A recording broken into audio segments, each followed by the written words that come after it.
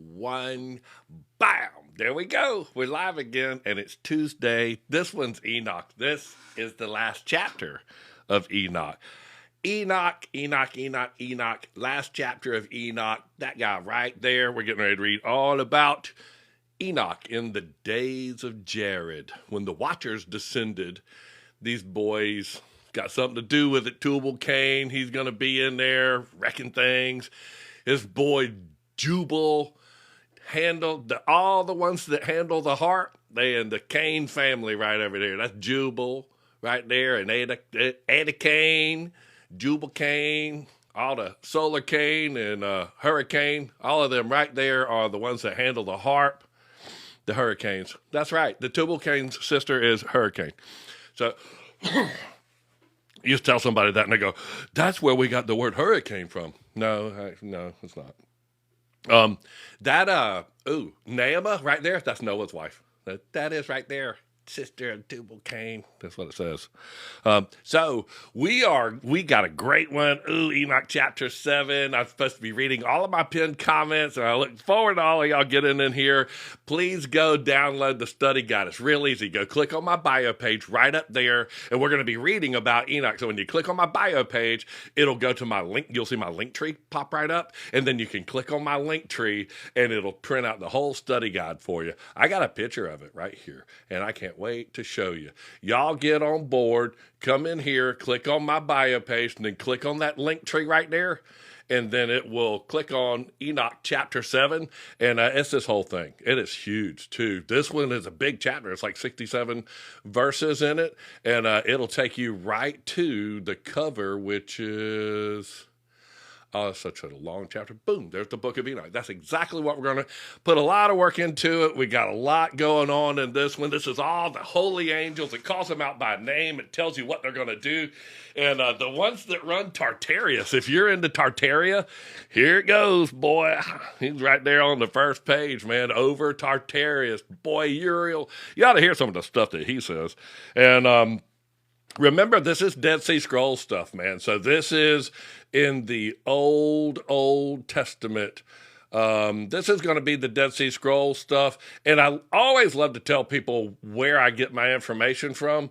And the Dead Sea Scrolls are pretty founded. Like I said, when they found them in the Dead Sea Scrolls, the book of Enoch, it was like ranked number 9. These are in order that they were found. And so we're reading Enoch 1, and it's the 9th most popular. It beat Daniel and Ezekiel and all these stuff out with the number of manuscripts that it's found.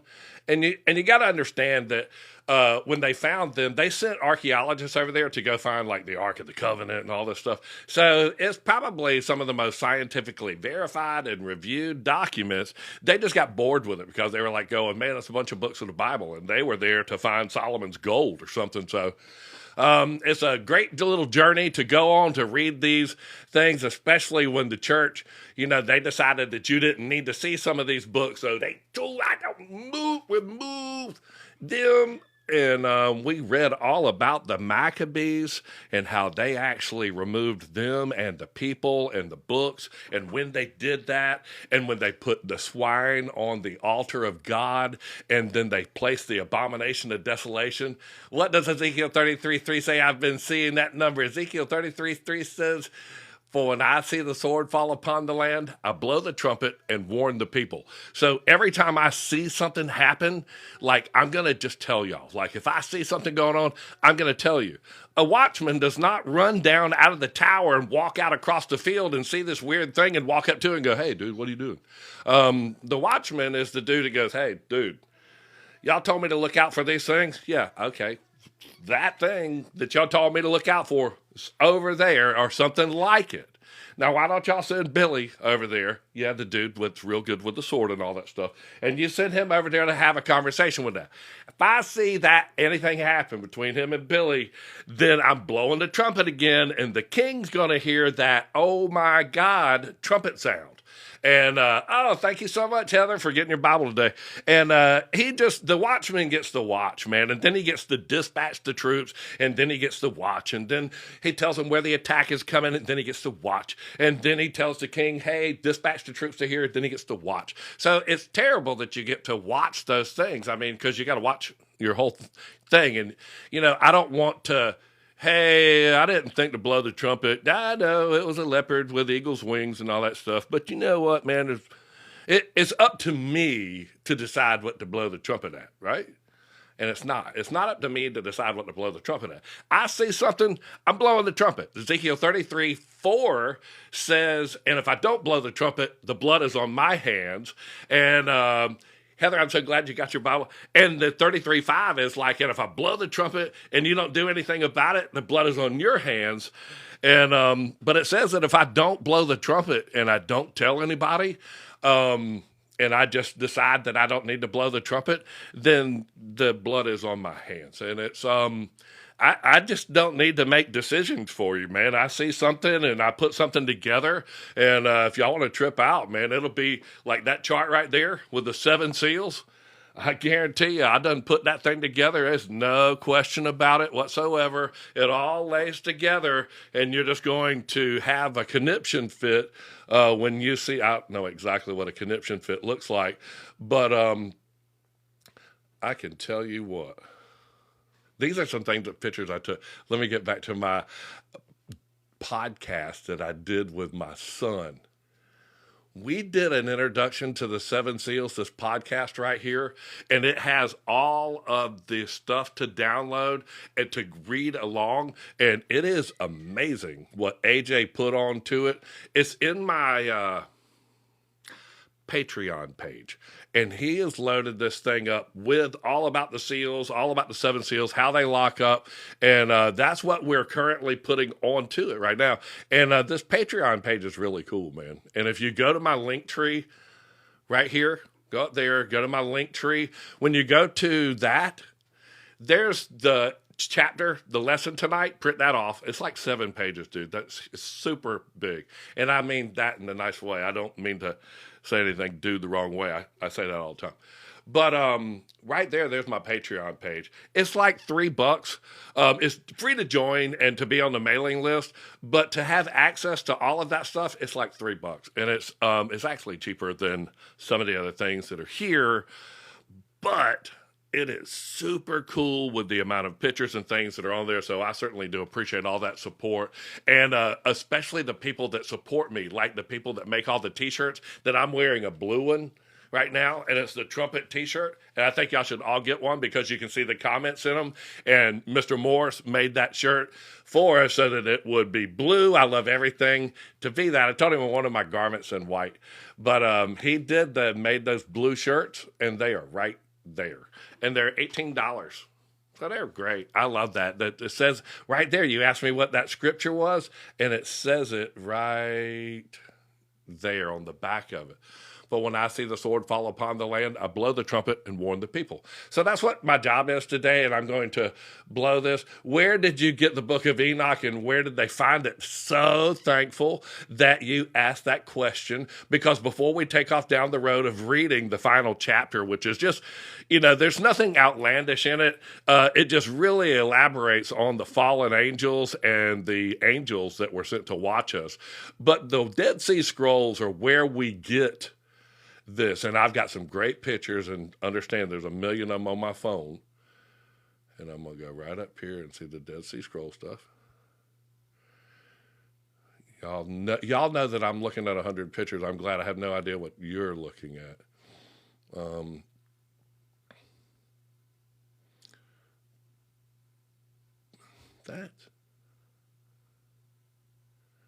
Here's a picture of an old scrolls. I know it. That's not it. I love y'all. Thank y'all for putting up with me. Y'all are amazing. And I put it right there on the end of my camera roll, so I don't know why it's not showing up. No. Yeah, well, you know what? I do have some of this other stuff that works quite well. Oh, there it is. You know what? Thank you. Did you help me? Well, you're going to help me find a picture? You were muted. Oh, I was muted? Yeah, you're good now. Okay. How's how's the audio coming through? Everything good? Let me tell you about the Dead Sea Scrolls. Sorry about that. Sometimes it gets to where there's a bunch of pictures, and I have to find out the ones that actually fit into the screen, because when you go live, it takes like ½ inch off of each one of the pictures. But you were asking me about the Dead Sea Scrolls and where they came from. And in 1946, they found some scrolls that were buried in a cave like 2,000 years old, and they had been there since like, I don't know, like 200 BC. And it's some of the most scrutinized rolls. The people that found them, everybody got sent, a representative from almost every country got sent over there to look at them. And you know what it is? They're in my camera roll so far up that it's hard for me to get back to that. There. When they found these things, everybody sent their buddy, their archaeologist, their Indiana Jones guy to go find out what was in those Dead Sea Scroll caves, what had been buried away, and to find the Ark of the Covenant and all of these things. And all they found was these scrolls buried away for 2,000 years. And every archaeological team that was sent over there verified, yeah, they read just like Genesis, just like Exodus. They're all the same. So it really wasn't a far stretch of the imagination for them to be, authentic documents. They read just like Genesis, just like Exodus does. And I had a list. I think Enoch, the one that we're reading right now, is like the 11th most popular. Yeah. Out of all the Dead Sea Scrolls that they found, again, these are all over 2,000 years old. Enoch 1 that we're reading, they found, it's number 9. They found more copies of that than Daniel and Ezekiel and what have you. And it's right there in but what happened? They found all these things and they read exactly like they do. So they just literally were like going, man, they found out a bunch of Bibles, no gold, no cups, no nothing like that. So let's get out of here. And they didn't read what Enoch 1. And when you read it, you're just going to have a fit. And the Dead Sea Scrolls are some of the most scientifically verified. Remember, they sent a team from every continent on the planet to go say, hey, what have you got here? What is this thing? Are these old? Are these real? And they did. They verified them. So I really do appreciate the question of where do I get the Dead Sea Scrolls from? They've been scrutinized by everybody in the world, and they say one thing very clear. They say the exact thing. So the book of Enoch is legit. The book of Enoch 1 is legit. The book of Enoch 1 is only about 35 pages. We're reading the last of the 7 chapters. It only took us 7 weeks to read it, and I've read 1 chapter at a time. But the book of Enoch 2, 3, 4, and 5, those were written to muddy up the water of the actual book. 1 Enoch was the only one found in the Dead Sea Scrolls. The other ones weren't. So nobody had fun selling a 35-page document going, this is a book of... All it was Genesis 6:4 sort of expanded, and they did that in 35 pages, and they told you everybody's name that was involved in that incident and that sin against man. So Enoch 1 is legit, and anything that you found in the Dead Sea Scrolls, that's legit. So it was, and we found that it doesn't say anything. Everybody verified it. These people come over and said, everybody all around the world said, yeah. And the Ethiopian Bible, I tell you what, I've got it right back here. The Ethiopian Bible right there, the book of Jubilees, the book of Enoch, that's in there. But people like to sell copies and exaggerated stories, and the book of Enoch 2, 3, 4, and 5 are as well included in that big thing. And you can just see they're too fantastical to even believe. But I certainly appreciate so many people joining me and coming into the room. I'm so glad that you got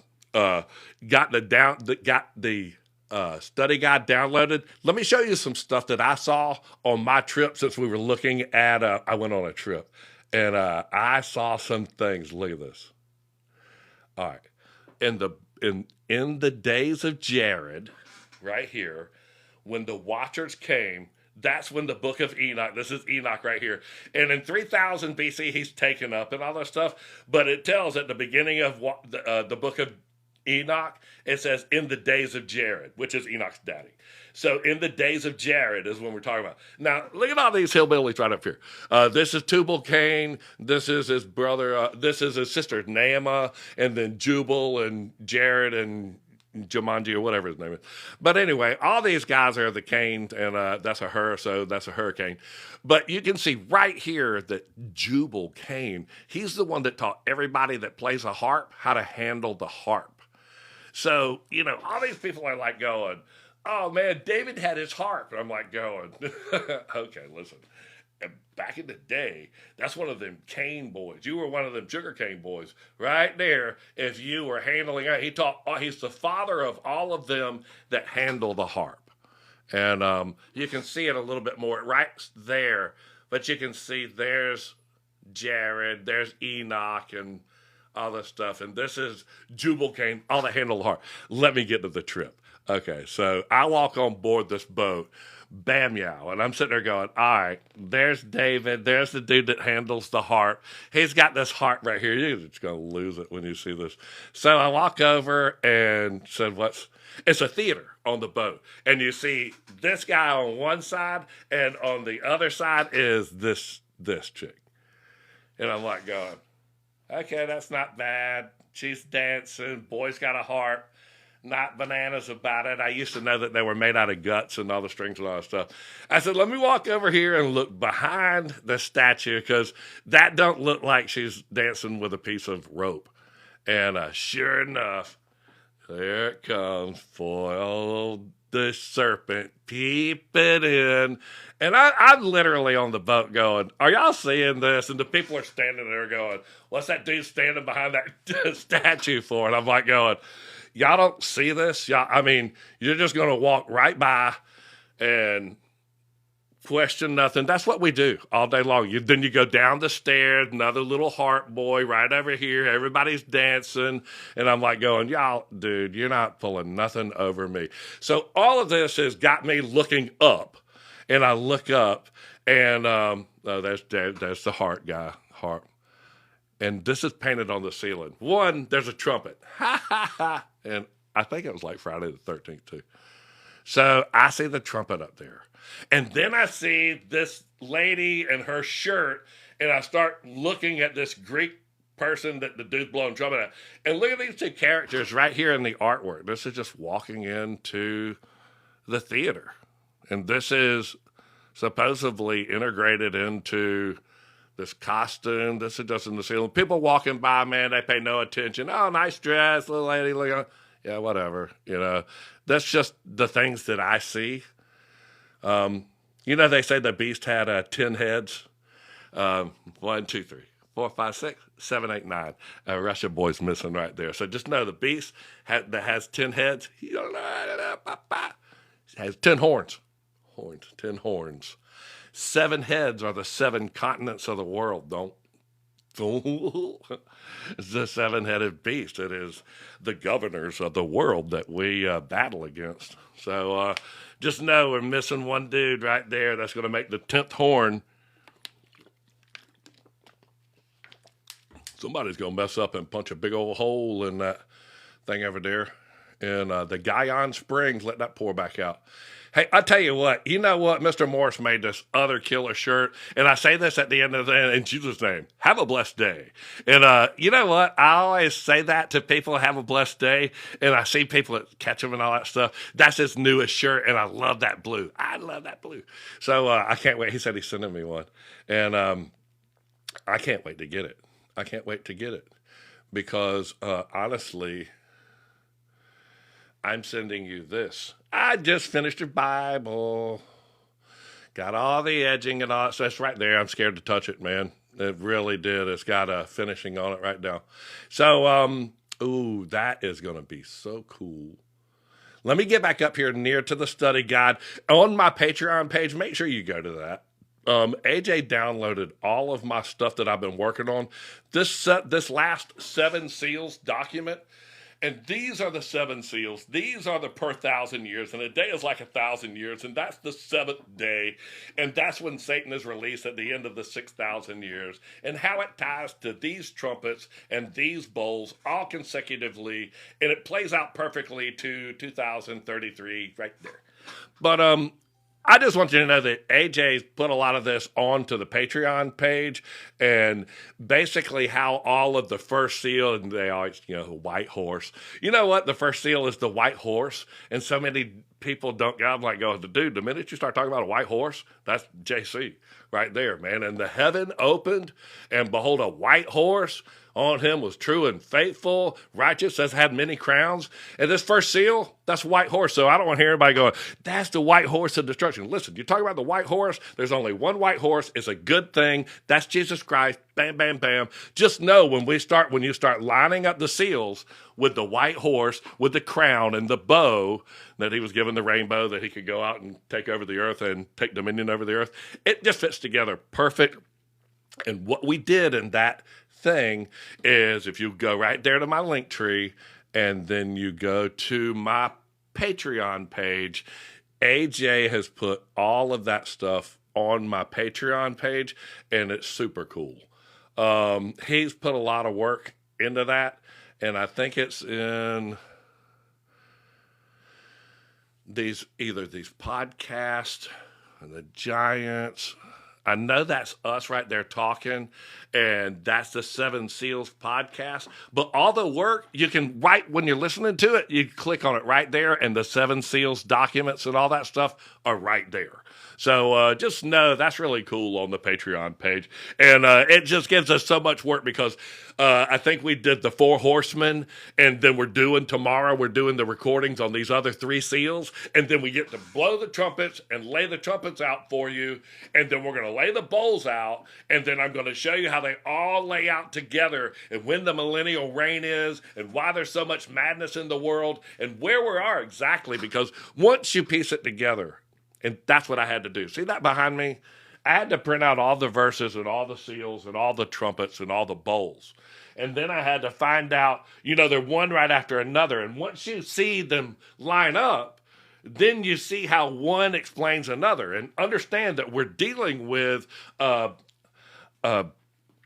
being that has an angelic beings. And they don't have a sense of time. A day is like 1,000 years, and 1,000 years is as a day, man. So just know that, silence in heaven for a half hour, man, that's a long time for things to happen. And when you finally lay it out and you see them subsequently lay in, and then you see exactly how they work, and I explained why this is famine in Egypt and why this one is the red horse, the second one is the watchers, and they were cast upon the earth, and they were given power. They made a sword. They were given power to take peace from the earth. Dude, it lines right up, man. Jesus Christ, he is at the beginning. He starts Adam. He's pure, the white horse. I'm telling you, it lines right up. So I want y'all to go do that on the Patreon page. You'll trip out on it because it's just a lot of cool. I was listening to it myself.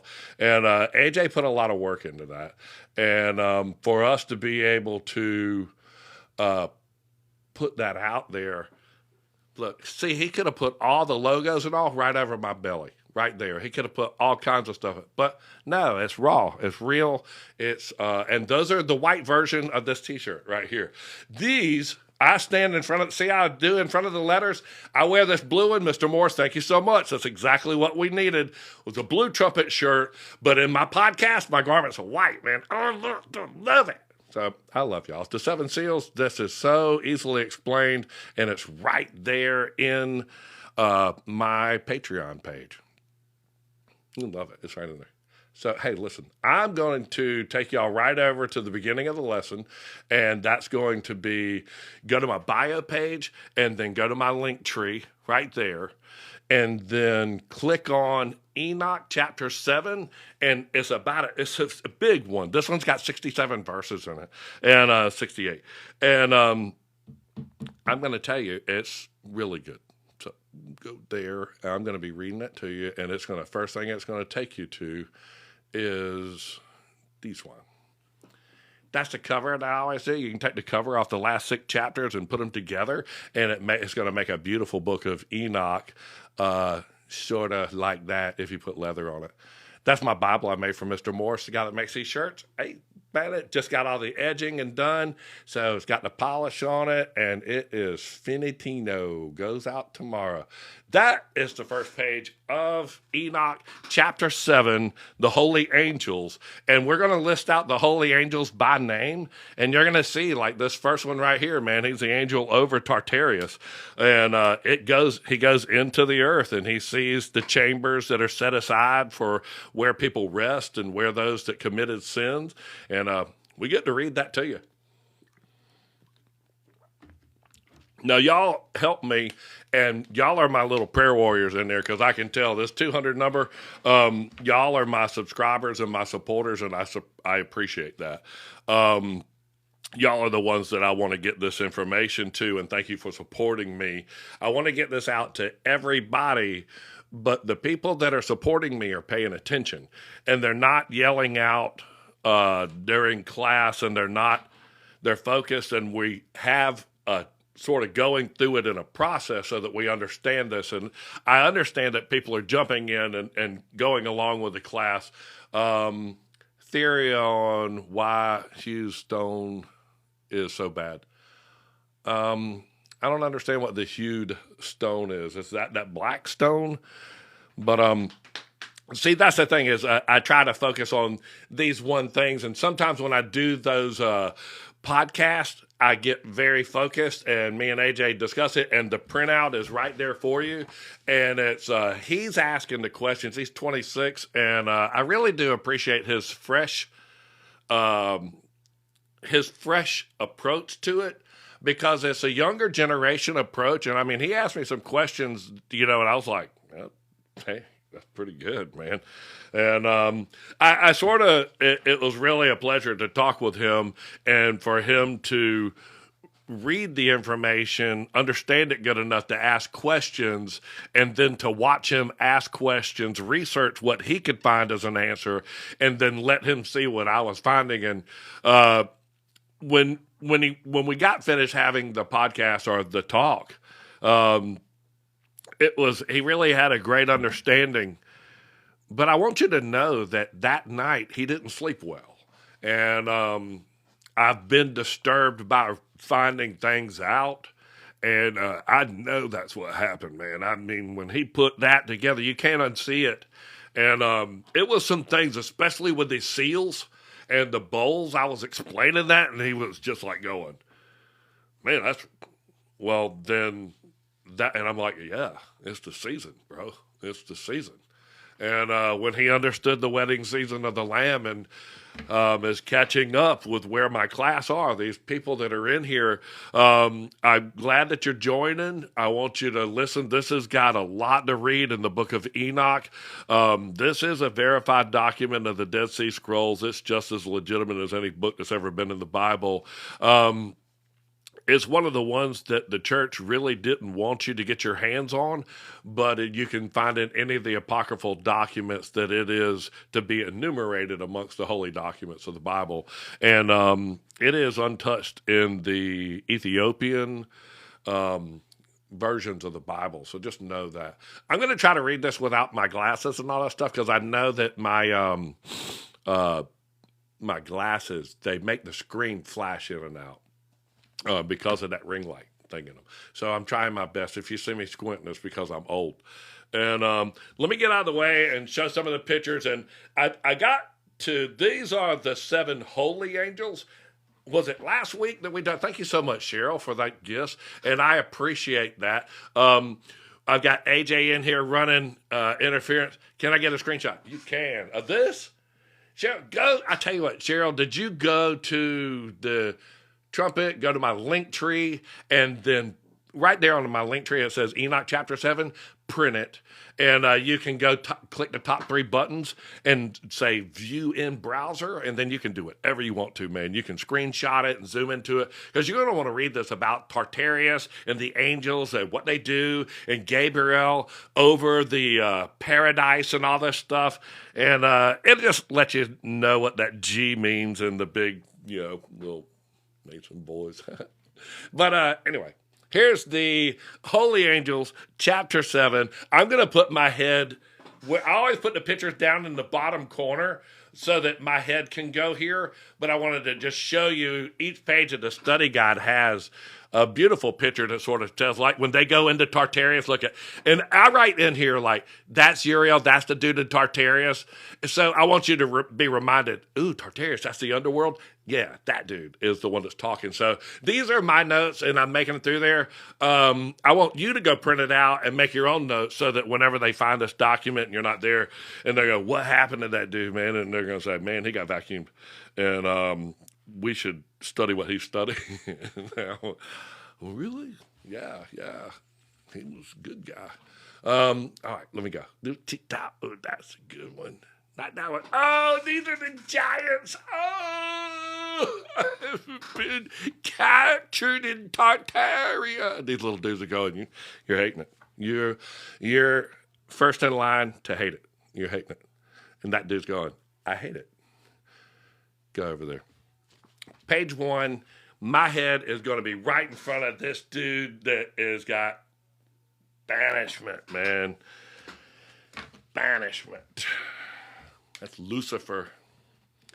He is. Go print the study guide out. You're going to love it, man. And what I'm going to do is AJ, he goes, all right, listen, talk for 30 minutes, let the crowd get in, tell them where the study guides are, then stop talking and read all the way through each page. So that's what I'm going to do. If you'll notice, I'm not going to look up. That way he can edit this down to just the reading part of it and cut this nonsense out of it. And if you go to my Patreon page, he pieces them together. So it's literally, he just walks up and goes, dude, man, you know what? You read that 20 minutes worth of stuff and it took you 2 hours. And I'm like, hush.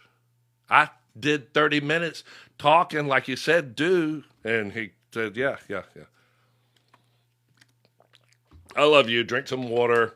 I'm not crying yet. Everything's cool. Chapter 7, Book of Enoch. Everyone's got that printed out. It's 7 pages, 60-something verses. I'm going to burn this one right here. This is the Holy Angels, chapter 7. And these are the names of the holy angels, divine messengers set apart and sanctified by God, those who watch over and guide the affairs of mankind. Uriel, one of the holy angels, whose name means flame of God or light of God, is appointed over the world and the inhabited earth and its boundaries, and over Tartarus, the deep abyss, the place of confinement and torment for the fallen angels. I'm going to tell you something. We're going to read more about the deep abyss. AJ, I apologize. Edit that.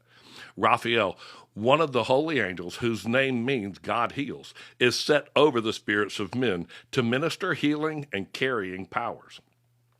Raguel, one of the holy angels whose name means friend of God, and is assigned to execute vengeance or divine judgment and punishment upon the world of the luminaries of those celestial beings or the fallen watchers who rebelled. Michael, one of the holy angels whose names mean who is like God, is set over the best portion of mankind, the righteous ones, and over chaos, that which is formless and confused and without order. Seraquiel, one of the holy angels, is assigned over the spirits, especially those who sin in spirit, the fallen ones, or those that transgress divine order spiritually. This one's good. Gabriel, one of the holy angels, whose name means God is my strength, is set over paradise, the garden of God, over the serpents, the cunning spirits, and the cherubim, the mighty angelic guardians of God's holy presence. Ramiel, one of the holy angels, whose name means mercy of God or thunder of God, is appointed over those who rise, the resurrection of the dead, and the raising of spirits in judgment. Ooh-wee! I love that, AJ. You know what? That just tells you each one of these things. And when you start talking about the Tartarus, I want you to be able to go back. Do me a favor, y'all, my students. Be able to go back, and when we start going over to the next pages and I read the angel's name, write like Uriel, he's over Tartarus or whatever. When I say do that, y'all help me out with that. And y'all reading along will know where these angels, because like I said, on this next page right here, it starts talking about Uriel, and they're like in this place that is condemnation. Ooh. And it is really talking about a place like Tartarus. So as we move on to the second page, again, this one's like 7 pages long. So please go to my bio page right there, click on my link tree, and the top thing is Enoch chapter 7. And there's a 7-page guide in there with all this that we're reading. And you'll see it. It looks just like that. That's the cover of it. We just read page 1. And we're going over to page 2 right there to start talking about the Tartarus. We just got through talking about the 7 holy angels. And last week we were talking about the angels that took Enoch away. So let's go to there. That's Tartarus right there. Oh, this is so good.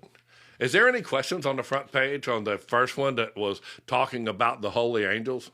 These are cool. I mean, these are angels set over fire over paradise. Gabriel, he's at Paramount. Mount Hermon is that's Paramount Pictures, and the Mount Hermon, those angels were discussed, I think, was it the first or second chapter, and it talked about the fallen angels, and it called their 7 out by name, and called out 20 of them by name, didn't it? And said they were leaders of tens. But I'm so glad y'all sharing the live out. Let's get people on there.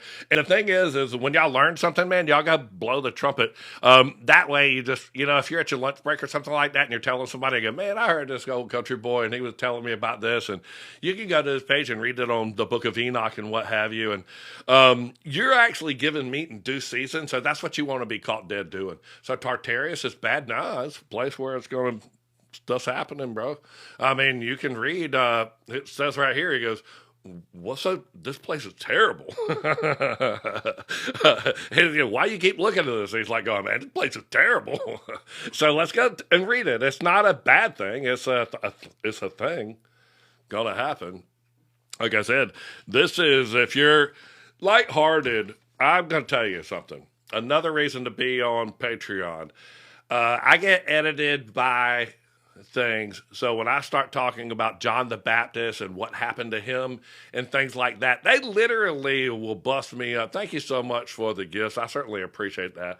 I am now surviving off of that, and your gifts and your donations is what's got me able to do that. But whenever they start talking about those things in the Bible and the Tartarus and what have you, those are all necessary things. They're not outlandish, man. And these books are not anything that you should put out of your mind. This is a description of hell and the people that are in hell. And for a lighter, there's just not lighter words, but what I was going to say is when you start talking about all these things where they're rolling over in the fire and appearing as men, and it's pretty scary. And these people right here will they'll shut that down. And for the dumbest things. And you'll find out that I don't comment back a lot now because I can't even say things back. A lot of times I'll attach a picture and circle comment. That way I can just say, hey, I was using the Bible. And that's bad enough. You can just say, I was using the Bible, and they go, well, you can't say half of that. I don't know, man. On that, I don't want to say it's unfiltered because I don't say anything that would need to be filtered. But then again, it's my now 13 Addie, and I want her to be able to listen to Granddaddy's stuff. I always tell her, man, you're the one that's got to help fight these battles, and it is a sword of love that I know you can swing, and that's what we got to teach people is how to fight this battle and against these powers, and we got to teach a 13-year-old how to swing it, and we got to teach a 4-year-old. 5-year-old how to swing it. And it's nothing but love. You got to learn how to swing that. You got to learn that that's what we're going to be trained to fight with. You have to love your Father in heaven above and love your neighbor as yourself and love that thing coming at you. And Just know that, man. That's your weapon of choice. And we put that out in a little study guide at the end of the week. And it is to let people know that, we're out to train people how to fight this thing. So Tartarus is associated with Tartarian Empire. You can take that all the way to the Tartarian Empire Bank and cash a check with it. This is not a disputed word. This is not as disputed as firmament. I can tell you one thing, that Tartaria, when you read it, it describes the separate chambers of hell, and it tells about several different books that are opened, and the reason for these different compartments, and which one have angels and which one have people that sinned. And it is a very sinful, grotesque place. And I can see how just even reading the words of it could, say, oh my gosh, that's just too much for me. So, it's a real thing. All these angels are real. We're all seeing that come to pass, buddy. I can tell you right now, we're seeing a lot of this come to pass. So you might want to keep your eyes open and at least know all these books, know these things while I'm reading them to you. This is the last chapter on that thing. You can listen to me read the other chapters. The whole thing takes maybe 50 minutes to listen to, and you should listen to it because it talks about the reason why God flooded this earth and why he got rid of mankind. And it's when you start putting the seals and the other things together and you really see it line up, it will shake you. And it shook my son. He read it, and he literally, it was about 5 o'clock. We were going live, man, and I started not seeing him. And we were going live at 8 o'clock like we always do, man. And he said he had just a terrible headache, and he had just put together that podcast. And when you edit something, you hear it 100 times, man. And he listened to it 100 times, and it clicked.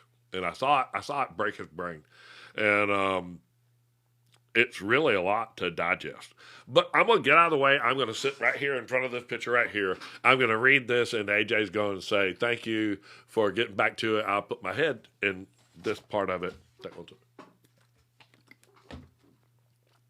This is on my bio page. Go to my link tree after you click on that button right up there. Go to my link tree, and it's the first one on the link tree, Enoch chapter 7. 7 pages. You print it out, read right along with me, and make notes.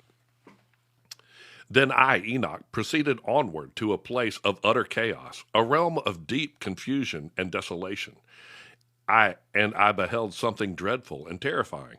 There was neither heaven above, nor celestial dome of stars, nor a firmly founded earth beneath, no stable ground, but only a void, dark and fearsome.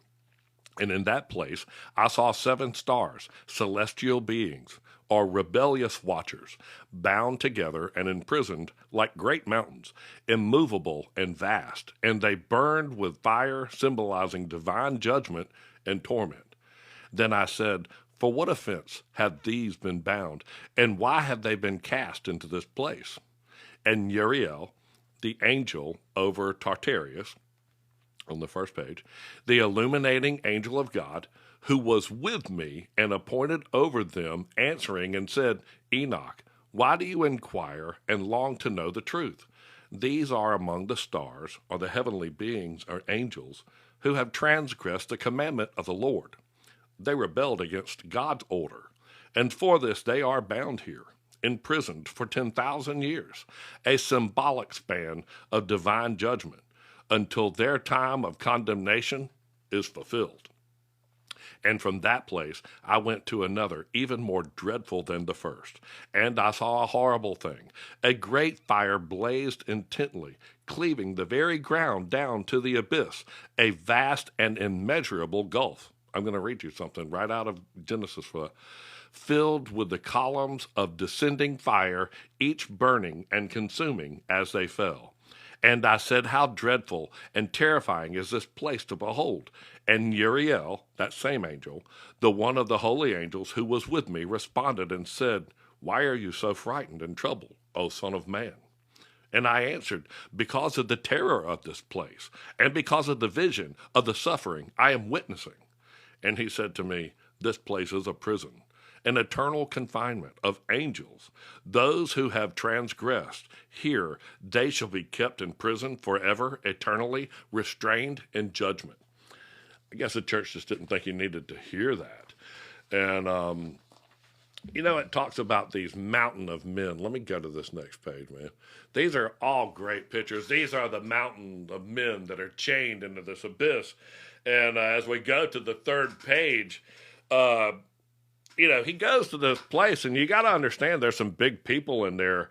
The number 22 right there, they're like going, who's complaining that right there? And they're going, bro, that's Abel. Man, that's Cain murdered him, and he's wants his bloodline finished and all that stuff. So it's right there. It is the spirit of Abel. So you want to talk about some people that have been in the ground that are crying out for judgment, man, and what's happening here? And, I didn't even do anything. So this is really just great reading. So this is Dead Sea Scrolls. This was found in 1946, right after the Second World War, confirmed by all the scientists and archaeologists that the world could throw at it. So just know that we're not reading Bill and Ted's Great Adventure. It doesn't say anywhere in here, something super out of this world. But I can tell you, it tells you some things about how this world is shaped and where the firmament ends and this abyss that it keeps mentioning. While I'm talking about the abyss, let me jump off subject and throw something right in here. And I love doing this because this old Bible I got, it's a Hebrew Bible. And I love it. It's this one right here. All right. So here's the first 5 books is in Hebrew, and I love the way they lay it out. It's Genesis, but they write it in Hebrew, so then they write it in English. So like there's the 1, 2, 3, 4, 5, and it reads that way and that way, because Hebrew reads backwards. I know the picture's backwards or whatever, so whatever. But the 1, 2, 3, 4, 5, right there. So check this out. Bro. All right, listen. I'm reading off the screen here, so y'all see the little brown thing? Oh, you see where it says, and his face was over the murmuring deep, and the Spirit of God was hovering over the face of the waters, and the light and all this. And this, instead of saying firmament, it says expanse right here. But just know that God divided a division between the light and the darkness, and God called the light day home. Face of the waters. God said, let there be light and darkness. Listen, his face was over the murmuring deep. This abyss that they're talking about right here is the murmuring deep. And when he divided the waters from the ones that were below the firmament, from the ones that below, the waters where the horse sitteth are peoples and nations and tongues. Man, that's Revelation like something 12 or something. And the waters where the horse sitteth are people and nations and tongues. And at the end of Revelation, when there is no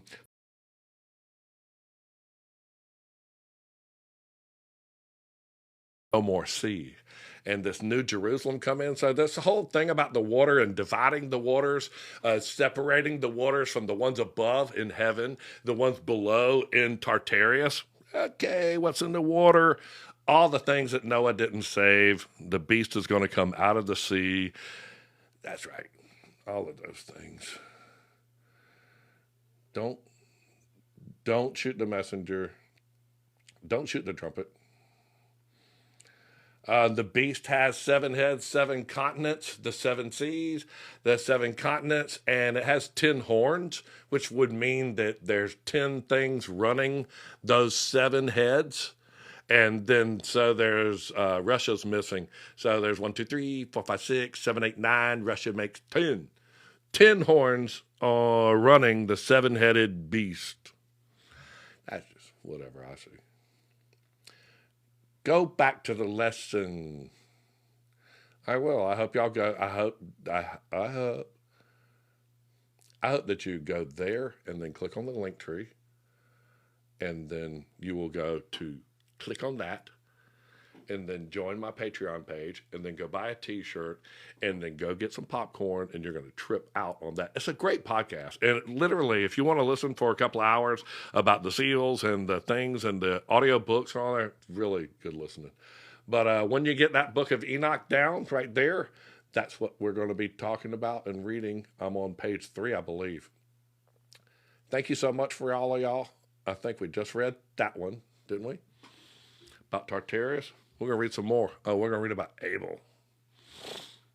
All right, I'm looking. Thank you for all your tapes, hearing me, subs, gifts, shares. Thank you so much, Kate Nicole. I certainly appreciate it. Thank you for all the gifts and all your support. She's always there. I just found, I hope that you did too. I hope y'all found that the Patreon pages just gives us a format to where we can just load so many pictures on this. And now that I'm back from that cruise, now I'm going to start doing my subscriber-only lives on TikTok, and I'll be discussing that with some subscriber-only lives. So my TikTok subscribers are going to pick up big with the subscriber-only lives. And then all of them, I get to do Zoom calls. And AJ's going to schedule the first one this week, and we're going to have it like where like 30 or 40 people can come into it so that we can keep it scheduled and together, and we can have all the stuff, and we can write on the map of time and all of that things together, and it'll allow you to write on it, and I can't wait to have that opportunity. I wouldn't want to do a Zoom call with hundreds of people because it would get out of hand, so I want to do those for my subscribers and all, and send them a link, and then that's just a really cool way to teach a class. That's how I learned what I know in Hebrew. Mount Hermon, picture of Paramount Pictures. It does, man. It shows that star skipping across the water and all that stuff. Sure does, man. I've noticed that. Try to count them stars, try to make some meaning of it. And but I try to settle things that are in the Old Testament or in the Dead Sea Scrolls and use that. But I see their little Mount Hermon thing in the Paramount Pictures and all that stuff. And City of David is on that. House of David on Prime. Wow. Y'all ready to read about Abel? He is down in there. What is your opinion on the Tartarian Empire? I don't, it says that this is an angel over Tartaria, and we were just talking about it sort of like a prison for the angels. So I can imagine like the game warden and the warden and the dudes that are responsible for like walking the cell block in the prison of angels. I would imagine those are, I have no idea, man. But if the Tartarian is an empire, it's a prison, which we just read. But it's the divisions of these places. It says right here, these divisions. It says right there, these divisions. We'll read it. That's what it is. Tartaria is one of those places, man, and we just read it's a bad place. What is your opinion on that? Was my opinion. Okay. Y'all ready? We ready?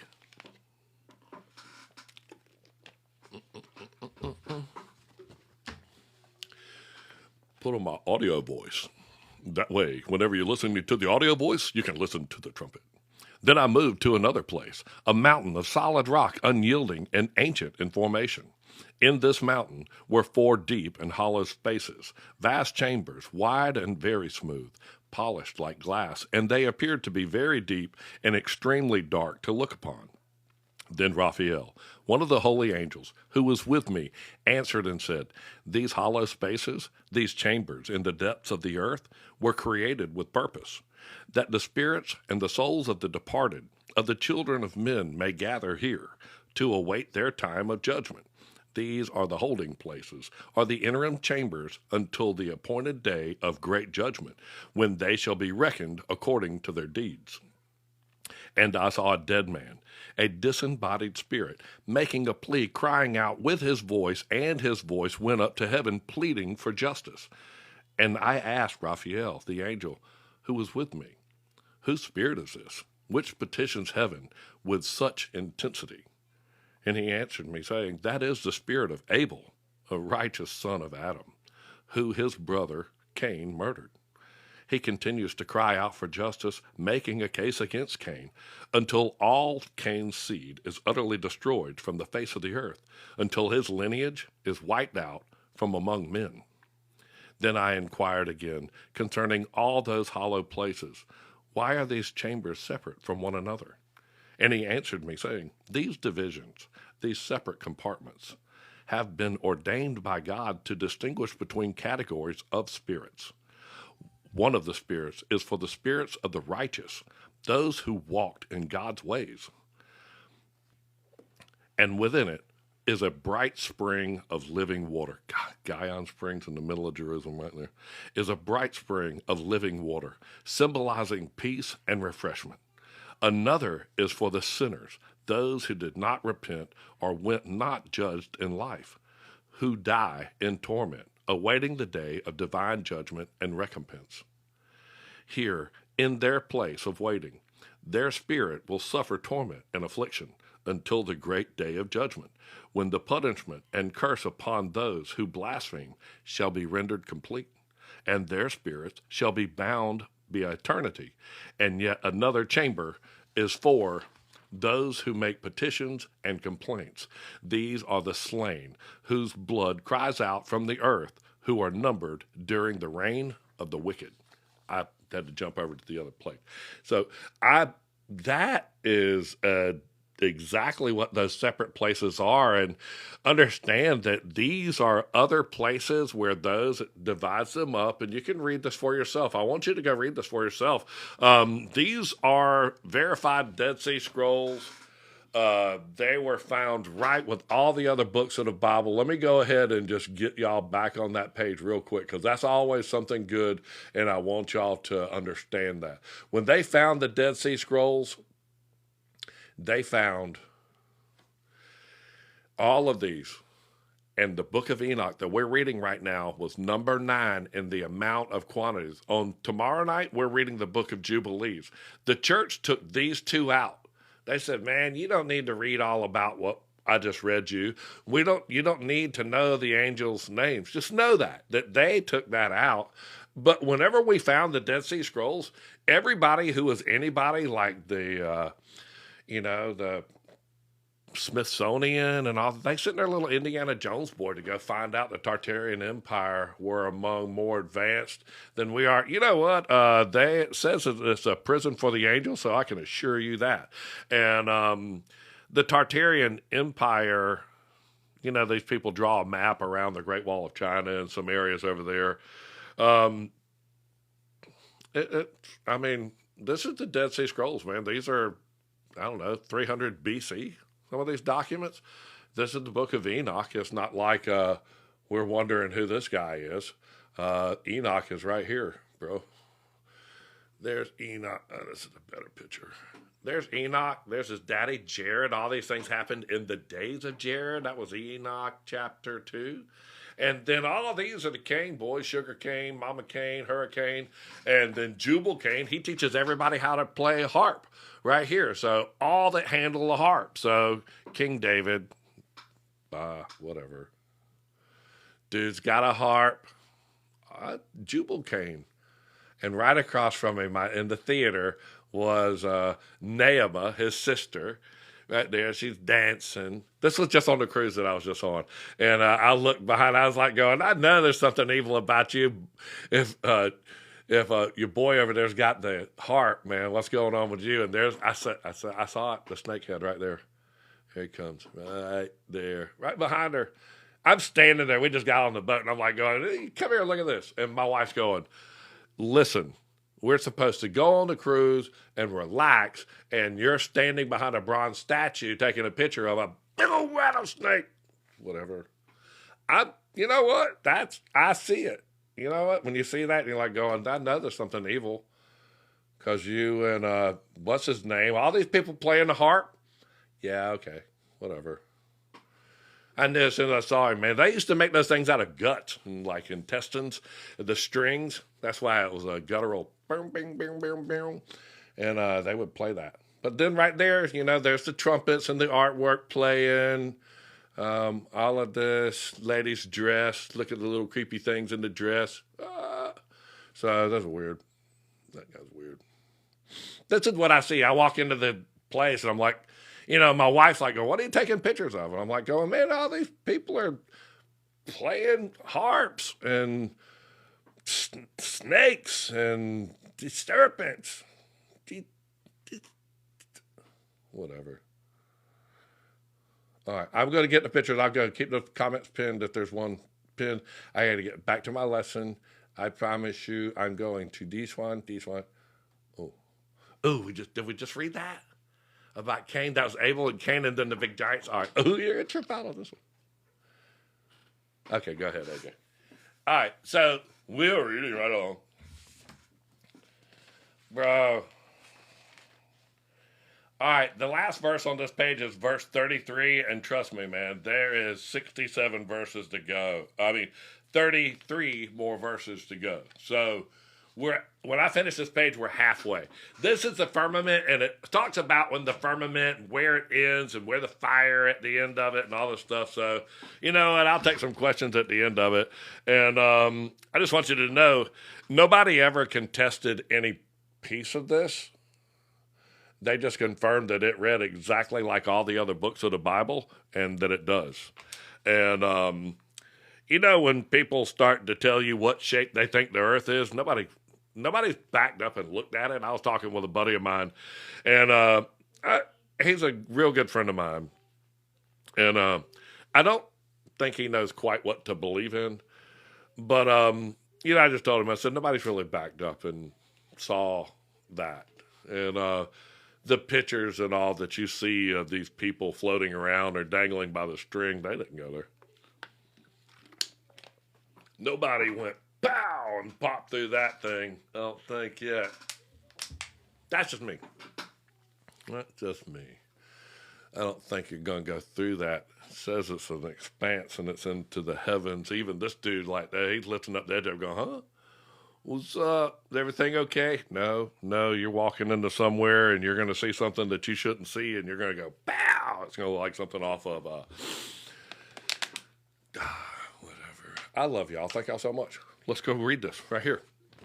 I read that last line up there so that y'all would know that they were talking about that third place and all that stuff. Hey, brother, do you think that we are in Ezekiel 38, 39? I did a TikTok on that just the other day, and I do sort of feel like that Gog and Magog are hanging around and coming up and messing with Jerusalem. But what the TikTok was, yeah, okay, if we're in Ezekiel 38, then that means that keep reading until you get to Ezekiel 47, where they pop a hole in the eastern wall of the temple and the water comes out, which is where the Gihon Springs used to be, and it runs over the body of the grave of dead bones or dry bones, which is where there are graves right now, and then it goes into the Kidron Valley and then down into the Dead Sea, which it totally would do if it were the Gihon Springs again.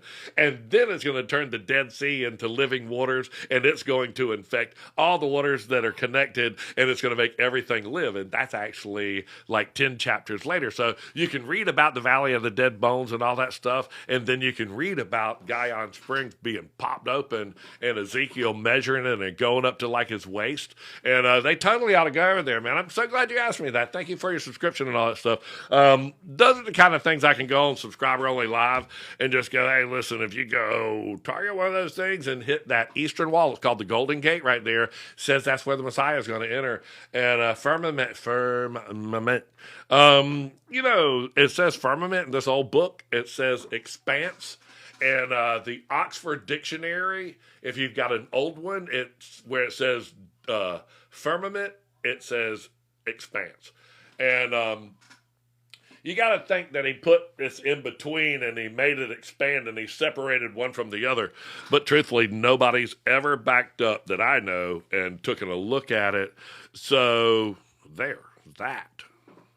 I did have a conversation with the guy. I told him, I said, you know, you see all the other stuff. So there's that. The kingdom is a realm. So tell me the shape of the realm and of what a realm is, and we'll just stick with that. I'm going to get out of the way. You can see that picture, and then I'm going to read this Ready, go. Thank you so much for 300 people being in here. I'm going to pay attention to the questions. I'll read whole sheets at a time. That way, when AJ edits this together, it's just the actual me reading it. And you can go print this out on any of our on our Patreon page and read along with me. And that's really when it matters. That's how I learn. I like lots of pictures. I like things that sort of explain it. And then I like to read along with something and then highlight it and all that stuff. So, but I'm deaf, and it's hard for me to read or hear people read audiobooks and all. So that's what God did for me, was to restrict my hearing. And he did. He restricted my hearing, and it made me read everything more intently, but it affected my comprehension, so I literally remember everything. But if you ever watch closed caption TV, they put all the little things that are supposed to be, that you're supposed to hear, they're all printed on the screen. So in that Marvel movie, when the guy's eyes turned black and he started floating up in the sky and he had his arms out and all this stuff, and one of the people in the background went, "Jesus Christ." And it printed that right across the screen, and I'm sitting there going, "Oh, okay, hot dog. You know what? Your name is Robert," and he ended up being Bob. And I mean, actually, the only place where the word "the devil" appears on my map of time is Bob, Robert, the devil. And that's that new Marvel movie right there. I'll show you what his name is. Bob, Robert the devil. Stop it right there. There, 1033, when the rest of the dead yet live again. When you break that, I think that is the fifth or sixth seal. 1,000 years, 1033, when the rest of the dead yet live again. Satan's little season, right in here. There's Robert the devil. I got a better picture. Bing. That dude right there. Closer. Pop, 1033. 33 years old when Jesus Christ was crucified, and then he locked the devil away for 1,000 years, and he must be released for a little season, and then the rest of the dead yet live again. Well, that's when Daryl all got out of the grave, and that's the madness in the world. So be it. That happened. You know what? I love y'all. That happened. This one. Right there, the little season, the sixth seal, right there. And then right there. And then, this is 2033. That's the end of the second death. That's what the whole Patreon thing is. I line it right up for you in the Bible verses, and you'll go, that's what broke my son's brain, man. I mean, he's 26 years old, and when I explained it to him, he put it together, and he goes, well, and I went, yeah, let me show you. I got a picture of it, where I zoomed into it a little bit, and you can see some of the pictures of this. Like right there. And it's such a detailed map that you got to sort of see it. And I'm like, oh, we're right here. And there's that, where the rest of the dead live again, right there. The rest of the dead yet live again. 1033. Shut it up. I said there's a big earthquake. Right there, 1033. Sure did. It explains it quite well, and then it ties the trumpets and the bowls together. You're just going to lose it when you see that. Put that whole process together. Me and AJ are working on that. If you go to my bio page, click on that link tree, then click on that Patreon page. We're doing all the podcast. Me and my son are. He doing the podcast, and he put all these things, like you can download the 7 Seals document. This thing right here. It's a 7 Seals document, and you read right along with it. There's the intro. Here's all about the first seal. So he's got all the stuff in the print, the download below, and read right along with us. Or you can just listen to it. Super cool, man. That's season 1, episode 1. Sound like Game of Thrones or something over there. It is, though. When you put the whole 7 Seals together, you're going to lose your mind, man. And you'll go, oh, man, a day is like 1,000 years. And when you see it lay out, and you know Jesus Christ, he's the white horse, man. White robe, white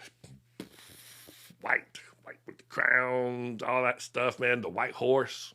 First, he is the first and the last. And it is right there. He is the first and the last. Push the button. I'm wearing one of these cool shirts. You can go right there to my bio page, click on my link tree, and Mr. Morris that is on here right here, he will sell you one of these things. Super cheap, $18. That is amazing. I can't believe that. And AJ is going to have all of this stuff for you to download, and you can just click right on there and read the book. Gigi 8-pack, that's my wife. Y'all go follow her and Daily Inspiration. He'll pop up on here, and they're always trying to do something good. We're all going to want to be found keeping meat, spreading meat in due season. So let me get to my lesson. Y'all go download the study guide, please. If you click on my bio page, my link tree, we're reading that one right there. And then I just have to click on this stuff. These 4 horses, and then he had a bow and a crown. This dude right here, the second seal, they made a sword. That's the Watchers. Who's giving power in them to take peace from the earth. Make war. Black war, that's famine right there. That's Abraham. So easily explained when you put the verses and you got they escaped out of Egypt. They were weighing everything with a balance, hurt not the oil and the wine, blah, blah, blah. Read right through it, man. It is so cool. And then me and my son got to sit there, and that's before his brain broke right there. That's what his face looked like. And then we started reading it, and he put it together, and I saw his pat. And I don't want to do that to you, but I do want you to know what's going on. So go there. And there he is. He put all this stuff in there. There's all my podcasts, the seals, the books that you can print. It's just such a wealth of information. It's like $3. It's cheaper than being on there. These things. Go get my lesson. I promise you, AJ, I'm going to go read it. We think we're reading this one. All right. He said I got to read. He's pointing at me.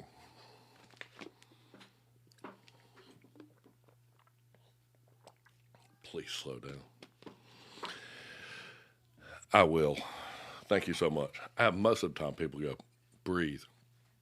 And I get excited about telling y'all and blowing the trumpet because literally all I get to do is talk about it, man. You know, and my family, they will go, all right, listen, stop, you know, and y'all can't.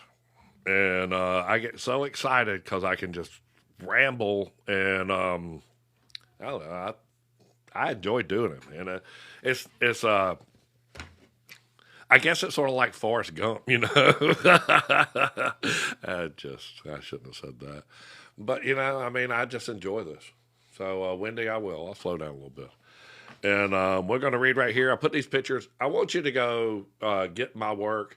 My work is not copywritten. These are all in the public domain. You can use my work. All these pictures are in the public domain. You can use them in your work. On my Patreon page, they're in 4K resolution. So it would be really good if you were, you know, saying and printing these verses and those great pictures and all. They're all right there for you to use. And again, they were from the 1600s and something like that. So it's great for you to use those. I read that first verse. I'm going to read right here. 26. And still another is for the spirits of those who were not righteous, but were full of transgression and rebellion. They shall dwell among the fallen, but they will... I'm sorry. My eyes were playing a trick on me. And still another is for the spirits of those who were not righteous, but were full of transgression and rebellion. They shall dwell among the fallen, but they will not be raised. They will not share in the resurrection of the righteous, nor will they be destroyed at the final judgment. They will remain forever in their state. Then I, Enoch, blessed the Lord of glory, and said, Blessed is the Lord, the righteous one who reigns forever, and eternal and unchanging. And I can tell you, I'm going to interject right here. That's all you're going to hear Enoch ever say through this is, Blessed is the Lord. It doesn't say do anything off the beaten path. So I had to throw that in there. Go right there. And from that place I went further westward, and far east, and far to the ends of the earth. And I saw a burning fire, a consuming flame, and judgment and purification that ran without ceasing. unrelenting in its movement, and it never paused in its course day or night, but it continued constantly, symbolizing divine fire and eternal activity. We good? Then I asked, saying, what is this fire, which never stops or rests? And Raguel, one of the holy angels who was with me, answered and said unto me, this course of fire that you will see is the fire of the west, the setting place of the luminaries, and it is the fire that pursues the judgments of the luminaries of the heavens, and the stars and the celestial bodies that have transgressed their appointed order. And from there I was taken up another region of the earth, and he showed me a mountain range ablaze with fire, burning continuously day and night, unending judgment and purification. And beyond this fiery mountain, I saw 7 magnificent mountains, each different from the other, unique in splendor, and their stones were beautiful, each mountain full of glory and majesty. There were 3 mountains towards the east in a column, one above another, and 3 towards the south, stacked likewise. Between them were rugged ravines, deep and impassable, none connecting to the other. And the 7th mountain stood at the center among the 6, and it towered above them, rising high like the seat of a throne, a majestic, exalted place. And fragrant trees of divine aroma of holiness surrounded this throne like a mountain. So that's where we're reading right there. We're on like page 5 of the study guide. We're verse 33, and we're halfway through this. This is nothing but just bona fide facts out of the book of Enoch. And I'm going to just shift right over one more page and keep reading, because this is a lot to digest. And I would imagine y'all would have some questions. This is a picture of Enoch writing down. You can see the art in this section right here is small because we're just rolling right down. We've got 67 total verses in here, and 68. And there's a lot of information packed in here. So there was one thing right here, and it made it smell and made their bones smell. That it was such a good smell that it made their bones smell. Where did I read that at? No, it's so good. Oh, yeah, it's fragrance in its very bones right there over my shoulder. That's a trip, man. Thank you so much, Gigi. I love you so much. Thank y'all so much for the gifts and the support that y'all give me. It does have me to where I can do this and print these study guides out, and it takes some time, but I want y'all to be able to access this work, especially in this time and this day, and I want you to be able to access the trumpet, and I want to be able to help and explain these things that I'm starting to see, and I don't want to be one of those people to go, I had a vision, and I have this vision of this thing that's going to happen. I didn't have a vision. Let me tell you what I had. I put those verses out, and I put the seals and the trumpets and the bowls, I put that together. There ain't no doubt in my mind when I get the chance to explain it to you, you're going to say, huh, and you're going to see it. But the trumpets and the seals and the bowls of wrath, they fit together nicely. Just know that the 2000th year of Satan, the second death, is 2033. So it's a hard day coming. I want y'all to know what's coming, though. What's happening? We're reading the Dead Sea Scrolls. Like I said, this is Enoch 1 out of the Dead Sea Scrolls. Out of all the Dead Sea Scrolls that were found, it's in the top 10. Enoch, and so is Jubilees, man. Right there amongst all the Psalms, Deuteronomy, Genesis, and Exodus. Look at that right there. Genesis, Exodus, it's right there after Jubilees. That's tomorrow night. Join us tomorrow night at 8 o'clock. We're reading Jubilees, 50 chapters of that, and we've got 50 weeks that we're reading. We're halfway through, almost. So join tomorrow, download the study guide, and do that with us. But these are all the Dead Sea Scrolls, and this has been verified by the academics, studied, and globally respected throughout the ages since they were found right after the atomic explosion that ended World War II and that blinding light. And Daniel 12:9, it said, go thy way, Daniel, for the words are closed up and sealed until the time of the end. Now. That's the dudes that found it. I got no one to buy. Leave that up there while I find my lesson. That's the people that you think that's got to fight this battle, and you want to stand behind them. It's actually these people right here that are going to be fighting. And the only blade that I can think that my little ones are going to be able to swing is a blade of love. And we're going to have to teach them how to fight with that. So just know that's what we're Jetty fun. I love it. I will. I'll push the button. You know, I like reading, going back and listening to the lessons because they're really sort of cool. Is that it?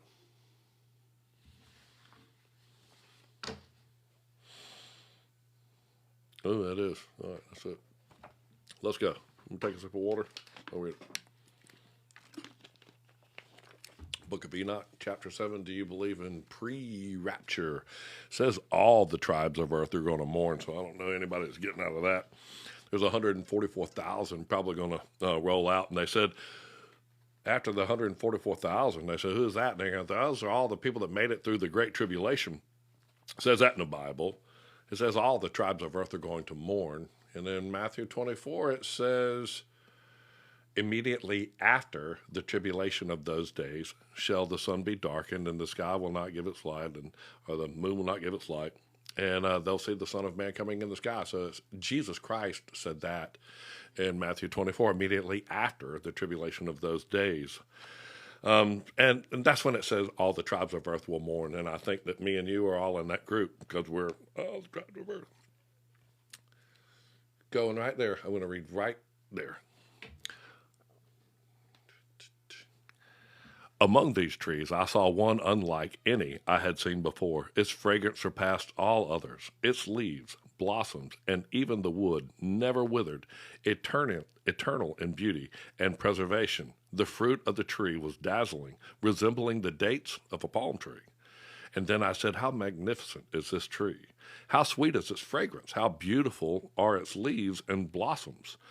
And Michael, an angel and commander of God's holy army, one of the holy and honored angels who was with me and who led them, answered and spoke.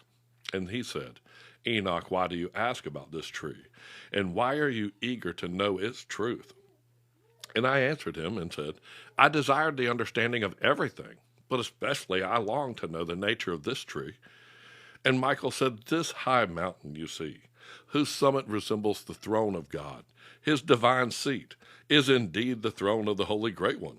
The Lord of glory, the eternal King, here he will descend and manifest into presence to visit the earth in goodness. And concerning this fragrant tree, no mortal man born of flesh is allowed to touch it until the time of great judgment, when God shall bring vengeance, righteous judgment, upon the ungodly and fulfill all things in completion. And after that, the tree shall be given, granted as an eternal inheritance to the righteous and holy. Its fruit shall be their food, and it shall be transplanted to the holy place, God's sacred dwelling, to the temple of the Lord, the eternal King. Then they shall rejoice and be glad and enter into the holy place with joy. Its fragrance shall infuse their very bones, becoming part of their being. And they shall live long and upon the earth, and restore to the long life of the ancient patriarchs, as their forefathers once did, and during their time no sorrow, plague, torment, or calamity shall touch them. Then I, Enoch, blessed the Lord of glory, the eternal King, who had prepared such blessing things for the righteous, and he had created them and promised to give them in due time. Then I continued on and came to the middle of the earth, and I saw a blessed place, an Edenic region, full of trees, whose branches were strong, fruitful, and continually blooming. Man, it's in Ezekiel where they talk about that tree was prettier than the other ones. He was a cedar of Lebanon, and he was taller than a straggler fir and all that stuff. So, you know, you can put the tree, don't touch the tree in the middle of the garden in there, and these beings. So just understand that those trees breathe, inhale and exhale the exact opposite as we do, and they live and die just like we do. So that's Edenic. I like that word right there, Edenic, right there, to talk about a garden of trees. All right, we're burning right through this. I'm going to keep going. Tell me if y'all want me to stop. No, don't stop. Is that it? No, it's not. It's fine. Right there. We're going to go, man. I'm going to keep reading. Because y'all read right along with me. Go to the trumpet, link tree, print the study guide out, and let's go. In this place, we are the least. I don't know, JD. We are something.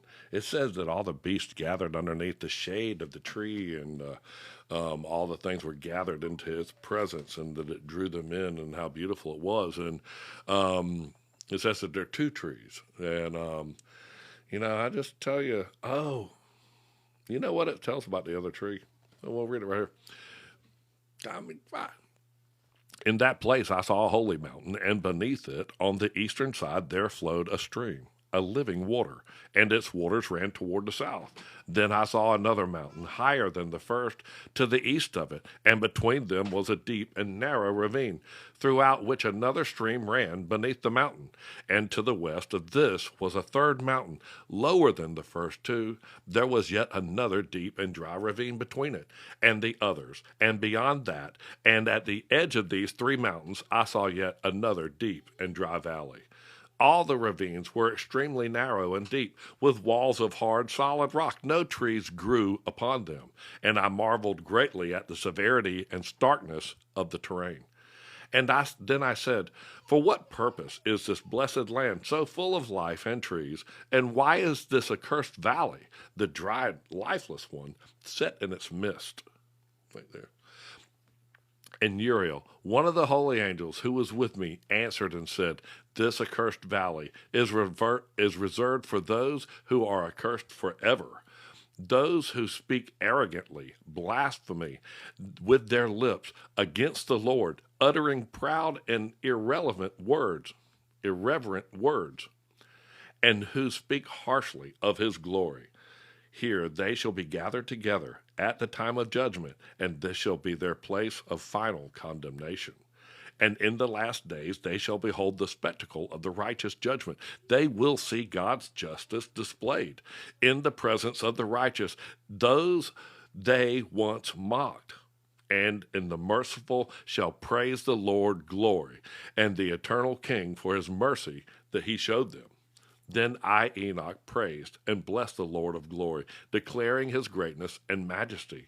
And I was taken further towards the east, into a desert region, a place barren yet beautiful. And I saw trees and plants, and water gushed forth from above, as a fountain of the spring, forming a mighty river that flowed northwest, its raised clouds and mists that ascended on every side, nourishing the land. That's Ezekiel 47 right there, bro. You can just read that. They say, are we in Ezekiel 38? Gog and Magog, and when God comes down, he's the leader of Magog. And I assure you, 47 is when they pop a hole in the eastern wall and the water comes back out from the Gihon Springs, which it's mentioned in Genesis 2. And when that Gihon Spring starts leaking all over the place, man, that's when the trouble's going to start. All right, I'm going to change pages. Right there.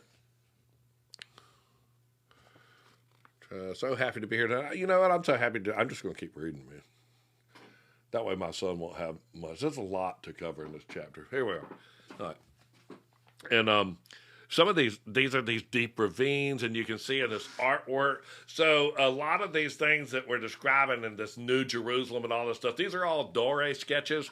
These books are on my link tree and my Amazon links, and they're all there. You can buy them. They're only like $9 or $10.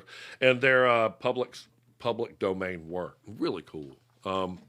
But they're all on my Patreon page, and I took pictures of them with my iPhone in 4K resolution, so they're really cool. You can use them right there. Jeez, what you do? 52? Yes. This is without glasses, man. I'm 60. Then I traveled further eastward, and I came to another place in the desert. There I saw trees of fragrance, emitting the sweet scent of frankincense and myrrh. The trees were also shaped like almond trees. And beyond this place I traveled even further east, and I came to a valley full of water. In it stood a tree whose color was like that of a fragrant mastic tree. And in the hillsides around this valley I saw fragrant cinnamon trees, and continued on eastward. And I saw more mountains, among which were groves of fragrant trees. From these trees flowed nectar, a sweet resinous liquid called Cerera and Galbanium. Could have messed those up. And beyond those mountains I saw yet another mountain far to the east, and on it were aloe trees. These trees were full of stach, a balsamic resin, and they resembled almond trees. When their wood was burnt, its fragrance was sweeter than any other. And after seeing all these pleasant and holy scents, I looked northward over the mountains, and I saw 7 more mountains filled with the most desirable spices, nard, cinnamon, pepper, and other fragrances. Then I passed over all the summits of the mountains and traveled to the far east, crossing beyond the Uriel Sea, likely the Red Sea, and I came to the land beyond it. There I passed over the angel Zotil, and I came to the garden of righteousness, the paradise of God. And from afar I saw among it many magnificent trees, and there were 2 trees, mighty and glorious, and the one of them was the tree of knowledge, the tree that granted insight and moral awareness, whose holy fruit gives understanding to those who eat it. This tree was as tall as a great fig, and its leaves resembled those of a carob tree. Its fruit grew in clusters like grapes, and its aroma spread far and wide. Then I said, how beautiful and delightful is this tree to look upon.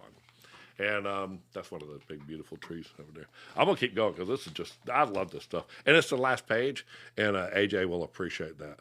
Let me see what your questions are. Thank you for being here and tapping the screen. That's my wife, and she's keeping us going, and I certainly appreciate that. Let me click on this last page. She's saying, go, go, go, go, go, go. It's 9:30. I love it. Thank you so much.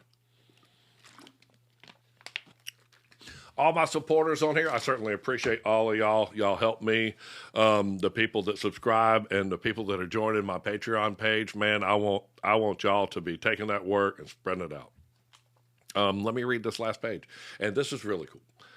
Then Raphael, the holy angel who was with me, answered and said, this is the tree of wisdom, of which your father Adam and your mother Eve, the first humans, ate. And when they ate of it, their eyes were opened. They came to understand their nakedness and were driven out of the garden. AJ, there's your question right there, man. We were just talking about that. That's Genesis 3. And from there I traveled to the ends of the earth, and I saw great and varied beasts, animals of immense size and diversity, each different from the other, and also birds of every kind differing in appearance, beauty, and sound. And to the east of these birds, of these beasts, I saw the very ends of the earth, where the heavens rest, where the sky touches the earth. And I saw the portals of heaven opened, gateways through which the stars come forth. And I counted the numbers of portals through which the stars emerged. And I wrote down all their exits, each according to its appointed course and time. As Uriel, the holy angel who was with me, revealed to me. And he showed me their names, paths, and seasons, their divine laws and heavenly groupings, and the constellations and the stars' orders. From there I turned northward and reached the ends of the earth. There I saw a mighty and awe-inspiring mechanism, a heavenly structure, located at the very boundary of creation. And there I saw 3 great portals opened in the heavens. From each of them came forth northern winds. From one portal the wind brought blessing, gentle, dew, rain, and life. But from the other 2 came violent winds, bringing cold and hail, frost, snow, and storm. These winds came to bring the affliction and the turmoil upon the earth. Then I traveled toward the west, to the ends of the earth, and I saw 3 more portals of heaven opened, just like those in the east, each with its own purpose and pathway. And again I went south and saw 3 more portals open. From them came dew and rain and the beginnings of refreshment. Then I resumed eastward and saw the 3 eastern portals opened, and above them were small portals, additional openings. These 3 smaller gates passed through the stars of heavens as they moved westward on their divinely and assigned courses. And that almost sounds like reading the book of Job right there, because, that's what God was telling Job. How did you know where the rivers are, the courses of the rivers? Do you know the courses of the winds? Do you know the stars and the courses of all the skies and how the waters flow? And he just blew Job away with just saying, hey, you just don't know what all this is. So I'm not going to dispute that. I've never seen that. I've never seen what shape this is, or if there are portals, or what goes on their designed courses, but it does say that the stars are the angels. It says that in the book of Revelation. So I just know that reading that out of the book of Enoch, it wasn't like, I want to read the last page for you, the last verse. I got to put my glasses on for this because it didn't print on the study guide. And as often as I saw, I blessed always the Lord of glory, and I continued the blessing of the Lord of glory, who has wrought great and glorious wonders to show the greatness of his work to the angels and to the spirits and to men, that they might praise his work and all of his creation, and that they might see the works of his mighty and praise his great work, praise the great work of his hands, and bless him forever. Hello. That's how you talk to God, our Father in heaven.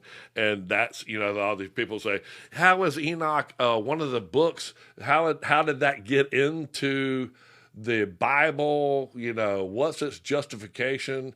Hey, look, they found the Dead Sea Scrolls. The Ethiopians had it in their Bible all along. Just know that. But when they found, right after the Second World War, when they found the Dead Sea Scrolls, over Ezekiel, Jeremiah, Daniel, the minor prophets and all this stuff, Book of Enoch rated number 9. There was 11 of them.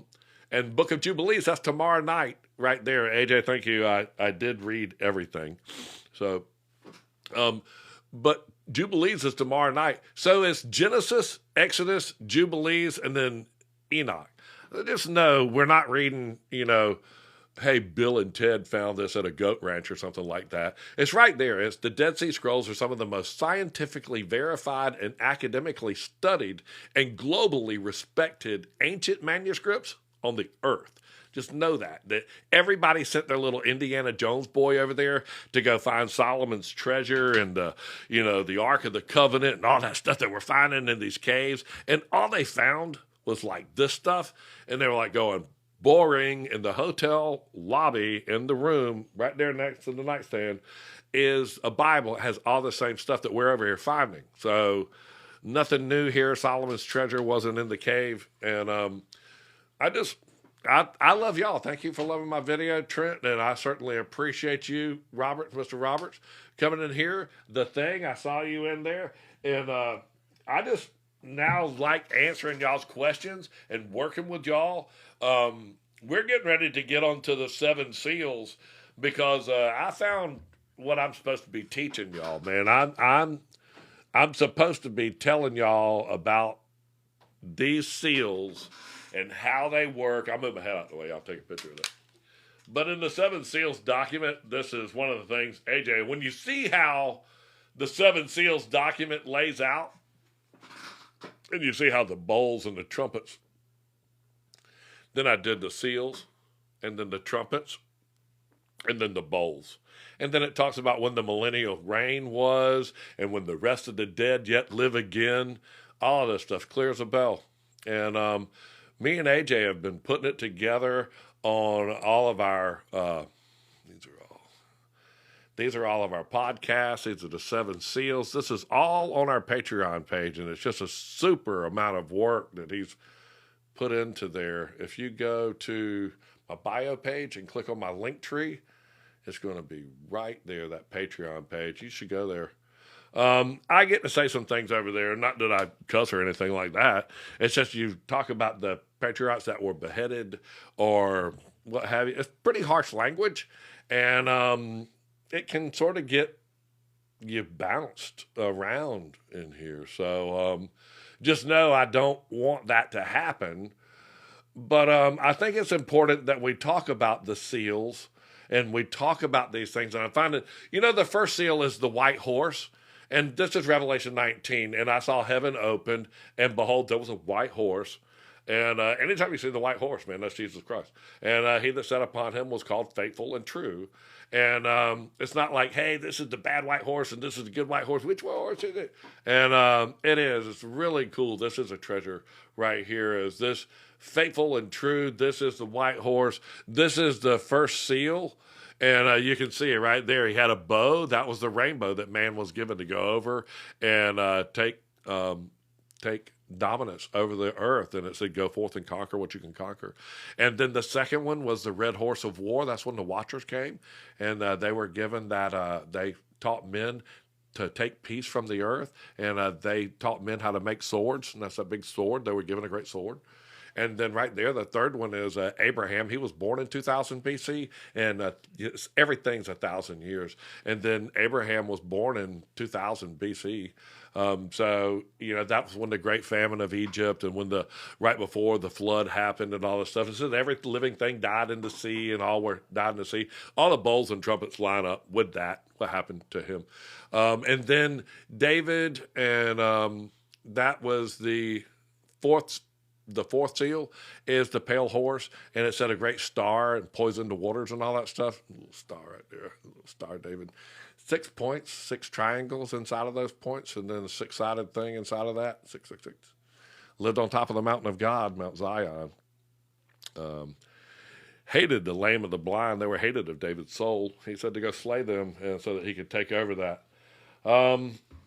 It adds up. All of these things add up, and I'm move my head out the way. I'll take a picture. But it's all on my Patreon page, and I'm going to get AJ to put this on there tomorrow because, we're reading about all of this thing, and I think if you can see it, it says murmuring deep. His face was over the murmuring deep. These types of things are old Hebrew Bibles, and people say, you're talking about this abyss, and it is, man. It's the murmuring deep, and he face was over it, and he separated the waters and separated them from the waters that were above, from the waters that below. And remember, the waters where the horse sitteth are peoples and nations and tongues. And in the new Jerusalem, there is a new heaven, and the first heaven and the first earth are passed away, and there's no more sea. Oh, what happened to the water? But are we close to the seventh seal? Bing, pocket, yeah. I don't know, 8 years is what I'm sort of saying. But then again, I've been off before. Jesus Christ, he was locked away, crucified, and he locked the devil away for 1,000 years. Right there in 33 AD.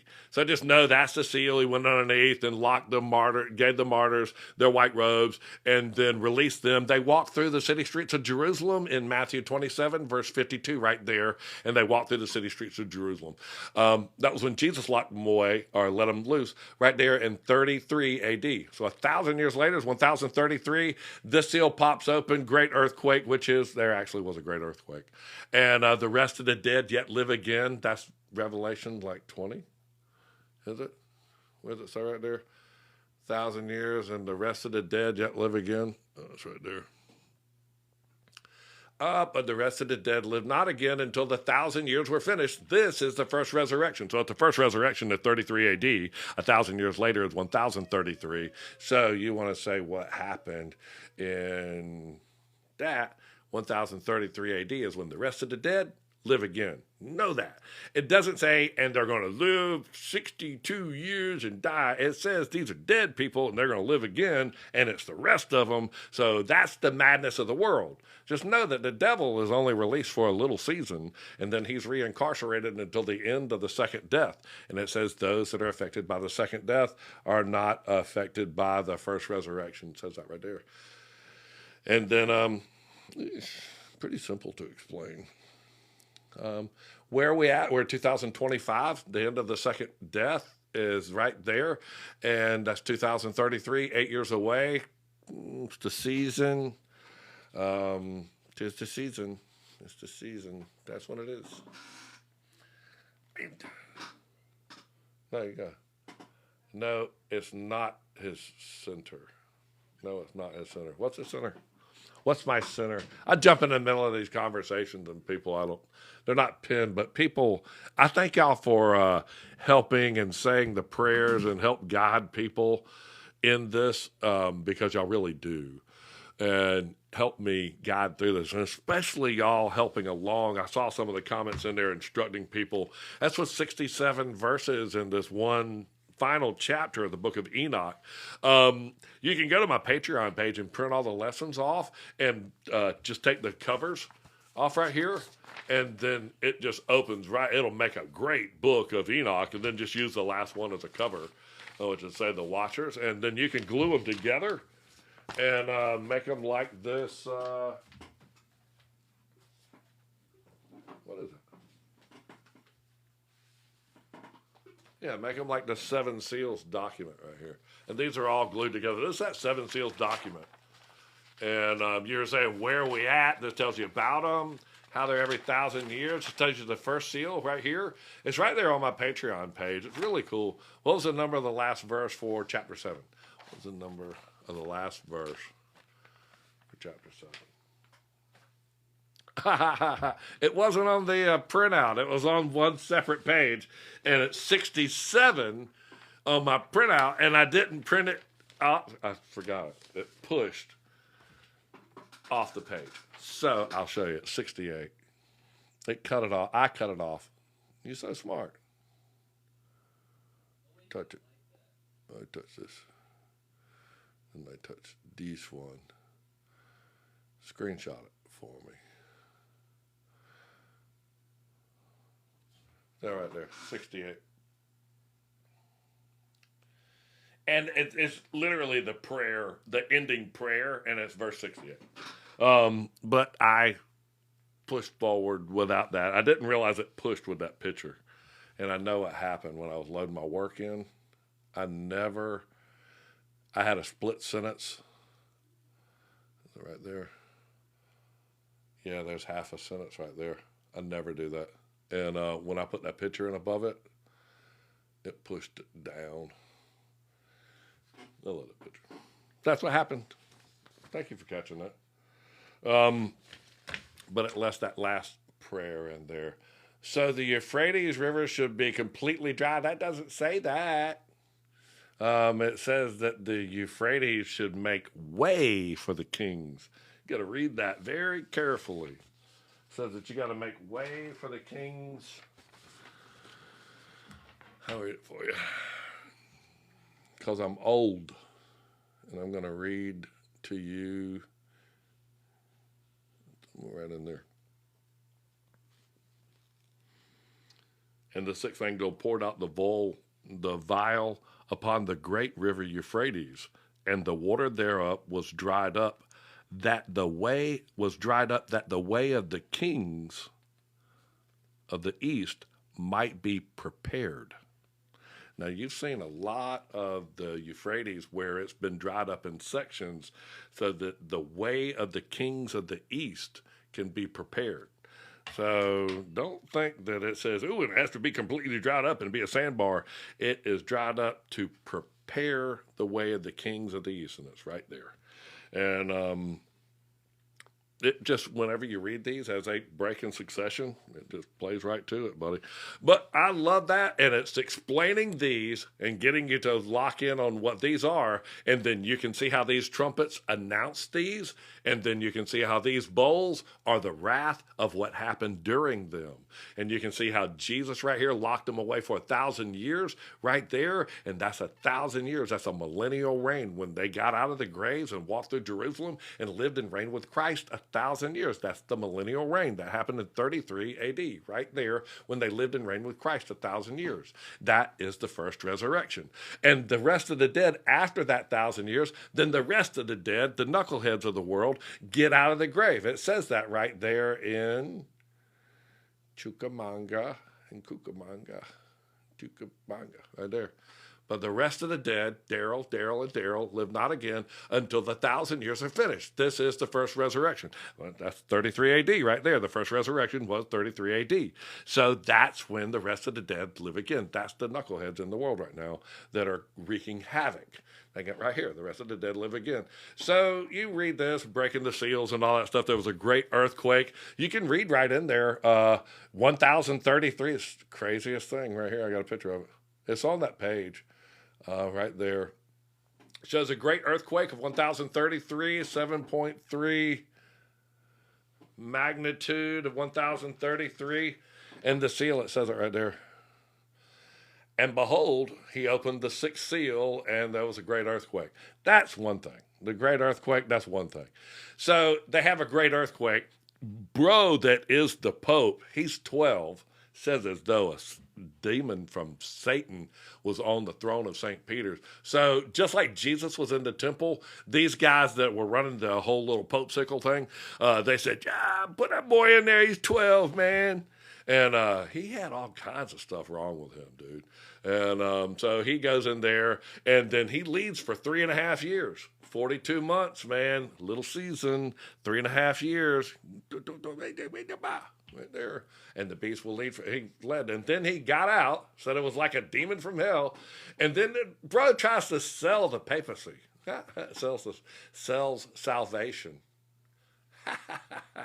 12. What you got? I got some salvation for you. Well, you're just 12. Shut up. I went to your website, and your website says that there's an error and to contact. Probably not Patreon. My website's one thing. I'm glad that it does. There's a lot of things to answering those questions that I get to do on Patreon. And we had a couple of emails in there, so I'll get those. But no, my website, I tried to do that so that I could upload the pictures for y'all to see. And my son just, of course, smoked my egg with this Patreon thing. But I was telling you about the Pope, and when he was 1033, it's the only place where Robert the Devil shows up in the map of time. And you can see right there, he's the devil, 1033. And so that's released for the little season. Just know that. That's all Duncan, Macbeth, all these guys right in here. They should be completely dried up in 10 years. So I figured 10.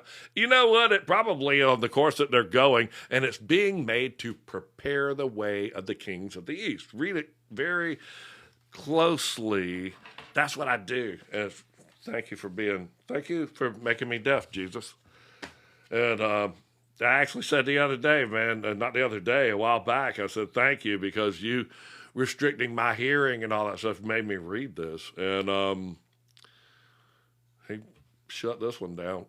Like, oh, wow, I'm really going to get it now. And the sixth angel poured out his vial upon the great river Euphrates, and the water thereof was dried up, that the way of the kings of the east might be prepared.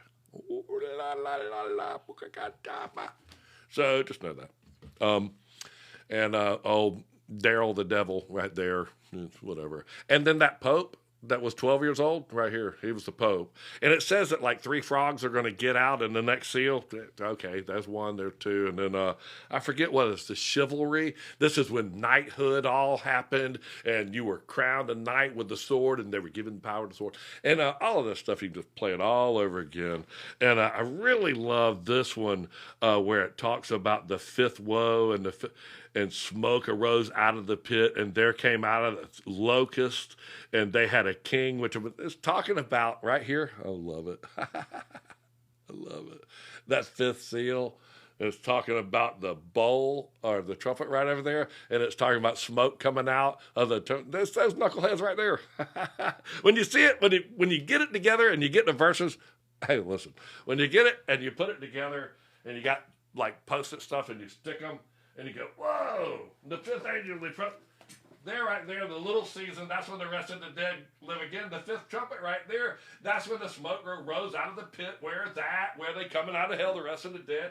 And they live right there. The little boy is named Abaddon. It just, man, it hits on all cylinders, bro. Sorry. And praise the Lord! JD Fun. I love him, boy. He's one of my best. I saw some people got their Bibles. If you've been getting your Bibles, I certainly appreciate it. We had to back up and punt on one of the Bibles that we gave away. It was all the way up in Canada, and we had to back up and punt on that. We got an Arlo request. They want to say hi. They want to say Papa hi. Mina, Daddy. I the daddy, good doggone, doggone. I love this one. He ain't even want to stay up here. He wants to follow Mama. He does. You know what? He drives around with me and all that stuff. But these bright lights, you see him looking down, they're just too bright for him. And it bothers him. I know that, and my headphones do, because I turn them up so loud. They're on max volume, everything I got, because I'm deaf. And he's a little Arlo. He is Bambino Monkey Pudding. I would get in trouble for him. I love to put my grandkids up here. But I tell you what, boy, he barks at all the evil spirits and all that are around me. And he keeps my back, man. I love Arlo, too. I want y'all all to please go follow me on my Patreon page. I get to talk a little bit more candidly. It's really hard to talk about some of these things on here. If you'll go to my bio page and click on my link tree, go right there to my Patreon stuff. And then AJ's loaded up all of this stuff on my Patreon page. And these are all the 7 seals, the podcasts that we're doing on them. And me and him are just going through. He's 26. It's such a great perspective. And what he's doing is he's got us in the podcast. Let me see if that's the right picture. That's good enough. Anyway, he's got all the things where you can download the PDFs while you're watching it. So if you just want to listen to the podcast, it's really cool. There's also the work that goes with it. Thank you so much for the gifts. Y'all have supported me, man. The subscribers and all, I just want you to know that y'all are responsible for me being able to dive into this and do these seals and all this stuff and do these podcasts. And it's so important that I get this message to y'all. And I can only thank my subscribers and the people that are helping me through this journey, because it's all I really want to do. And I don't want to be caught dead. I don't want to be caught putting the roof on. And I don't want to be caught doing none of the other things that I know how to do to earn money. I want to be caught doing this. So y'all help that. Mr. Morris, I tell you what, your Bible is the prettiest one. And I'm barely going to touch it. But I finished it. And we have the other one coming out of the glue. All of the edges are finished. 12 pounds of parchment paper. Just finished polishing the top of it, edging it, all of this, all in his brand new 1609 Bible. It's a Dewey and Rames. It has the Apocrypha in it. It has Maccabees, all of the parts of that we've been reading. 12 pounds, 6 inches thick, man. You could throw that at a burglar and it'd just take him out. They are on my bio, on my Patreon thing, man. I tell you what, go there. That Bible's so cool. And that's one of the things, me just making it. If you go to that page, there's a lot of pictures. So cool. Go right there to my bio page. Go right there and then go to that link tree and then click on that Patreon, and it has my Bibles for sale.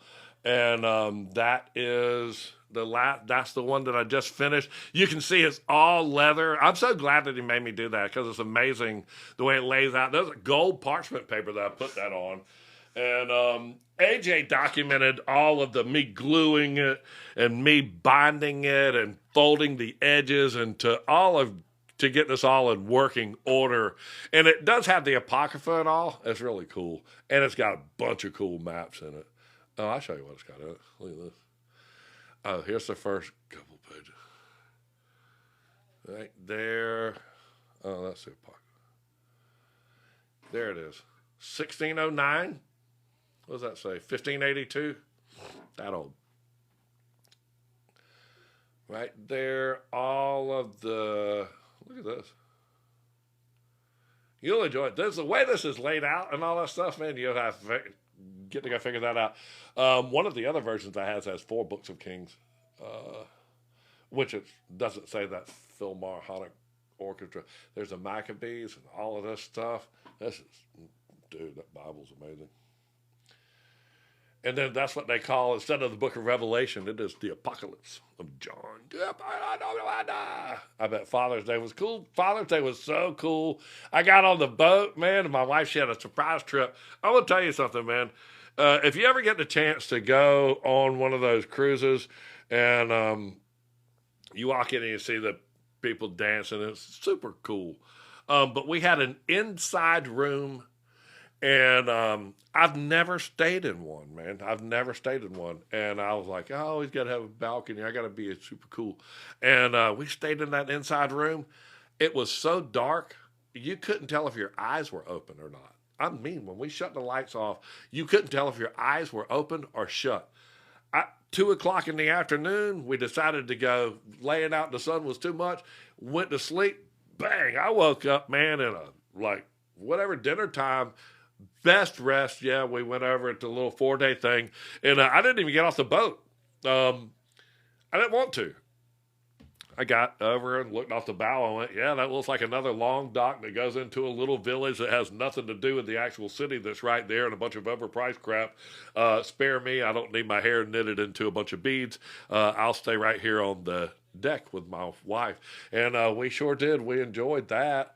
Got to walk around the boat and look at all the evil things. The Tubal Cain playing his harp over here, and the tuba players, weird people. Look at this lady's dress, man. Anyway, that's what me and my wife, she was, we enjoy that so much. We travel with a friend. I went to go print out your lessons from your link tree and all that I can see. They're on my Patreon page now, and they are in the right at the beginning of it. So I think there's has all of my lessons in there, and I think it's even cheaper than this. It's only like $3 to be into that thing, but it has all of my printable Bibles and all there too. So even like some of those Bibles, AJ's going to load the links up that you can print them off yourself. It's funny, what we sell these Bibles for. It's not a bunch of money being made in them, but because, gosh, you got to print them. It's a handmade thing. And the 12 pounds of parchment paper cost a fortune. That was behind that statue. See, we take for granted all these things are supposed to be nice and calm. And I'll walk in, and behind the statue is, this evil serpent right there. But I don't want to steer too far off of it. Please go to my Patreon page. Get that. Go get you a t-shirt. These are the new blue. Man, Mr. Morris, he's got that new Bible right there. These are the shirts. They're $25. $18 right there. And I just think that they're amazing. And I want you to go get one of them. They're just super cool. And then this is what he just sent me today. I want one of these just because I love that blue. That's my favorite color. And it's Have a Blessed Day, the trumpet. You know me and my family love you, so like and follow the trumpet for more. And in Jesus' name, have a blessed day. He says that all the time. People go, I love it when you say that. I love the color blue too, Wendy. I'm green-red colorblind, and I understand that green has the most colors and all that stuff. They are made so well. I love my shirt. They are. And there was a lady on here that was trucker or something like that. And I said, man, my wife pointed her out. So I love those short shirts, and we'd love to get those things to you when we do those giveaways. Some of the people are receiving the Bible and stuff like that. I want to try to get one of these maps of time and do that as a raffle and a giveaway. And I love this shirt. This one's cool. I love my white one. I love the blue one. This on the way, and this is what I'm wearing now. It's only $18. I told him they're too cheap. And But you know what? You make a quarter 4 times, you got $1, and you got 4 happy people. AJ's got all the introduction to the 7 seals. All of this stuff is on the Patreon page. You can just print that out. I think it costs as little as $3 to get in and get all the pictures and all that stuff that would go with it. I hope that you do. It's free to join it and get on the mailing list and all that stuff. So I need a sticker like that on my truck. You know what? AJ's going to make the stickers too for the trumpet, and we're going to take this right here and get some stickers made. He was doing that, and it has that because you know what? I really do want to press more of the Book of Jubilees and how the seals and the bowls and the trumpets are all lining up, and me being able to communicate how I've put this together, how this works. I want you to know it too. I want you to be able to go, oh, I see it now. I see when the star fell and what poisoned the water and how the Gion Springs came out of Mount Zion and how the star that fell poisoned the water and all of these things are just so put together. And when you start reading about the great flood and all the things that died in the sea, there's only one time when all the living things died in the sea. And there's only really one way to get a mountain to go into the sea, and that's to bring the sea over the top of it, just like the book of Genesis tells you happened. So all of this, all the seas, and the sea became as blood. Everything in the sea died. All the living things died. And it all left on the beach and the residue of the land and went in and poisoned all the river, and they were as blood. And it reads right there. It's all, dude. When I put this together for you, you're going to say, what? And it's going to go. So who is the Antichrist? I have no idea. The Antichrist actually isn't a person. It's the spirit of Antichrist, and that is from the denying of the Father, denying of Jesus in the front of the Father. So it's the spirit of Antichrist. And it does say in the book of, that Gad, or the Gospel of Nicodemus, it says that Enoch, and he tells the story, Enoch and Elisha are going to come back and fight the Antichrist, and he will kill them, and they will lay dead in the street for 3.5 days, and then they will be taken up alive into heaven. And it says that they were kept alive specifically so that they could fight the Antichrist for us. So I love reading these hidden books of the Bible that are to be enumerated amongst the holy documents. They put that seemingly in my dad's, 1839 Bible. You know, they are to be enumerated amongst the documents. So it's the Pope. You know what? The Pope works for the dragon. He gives him his power. I just got to tell you that I think it's bigger than that, man. He's going to get whacked, man. I think he's going to get whacked on the head. But I love Revelation 2, Revelation 3. I love reading Revelation. You know, it talks about Jesus. And when you see the red print and the red words in the book of Revelation, oh, boy. But I helped put it all together. It is something that I saw. I don't want to come off as, hey, I had a vision. I want to go, hey, I actually put this together in my head, and I'm going to write down the formula and place it together and let you read it the way I read it so that you can see it too. Not, I'm going, in 2 weeks, a meteor's going to come or we're all going to be destroyed. I just want you to know that who we're dealing with are the angels, and how they're breaking the seals and what's happening. And there's only one that can break the seals, so you know who's snapping these seals. And then the angels of the announcements and the angels of the bowls of wrath, when you see them announce this area and move into it, or you see the bowls of wrath that happen in this area, when I draw the little 2000 timeline and I show you the floods and I show you these things, it's going to hit you like a ton of bricks, man. So that's what Patreon's all about. I've been doing this for 2 hours. I love y'all so much. AJ's getting ready to go edit this tomorrow and take all of the nonsense that I talked out of it and condense it down to an audiobook version of Enoch chapter 7 in all 68 verses. So AJ will have that where it's available on Patreon, and then we'll upload it as like an audio type book. And then he'll also put these versions that are live on my YouTube so that you can watch them too. You know, I certainly love y'all. And let's end this night with a prayer. Dear Jesus, Lord, fill us so much with your presence and your name's sake that we have no room for anything else in our life. Please, Lord, let us see this world through your eyes and let us speak to this world with your beautiful words. Please let us love this world with your heart and let us love our neighbor as ourselves.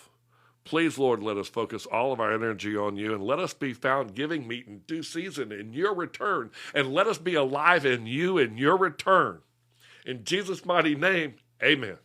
I love y'all. I'm getting better at that praying thing, man. I'm never good at that. I have to do lunchroom prayer.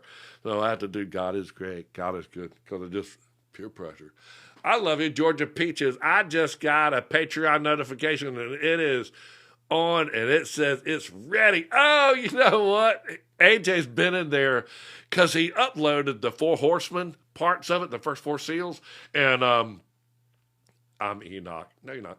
And he just kept saying it's not loading, and it was quite a bit. So I love you. I love you all so much. Thank you for joining. Go follow me into the Patreon thing.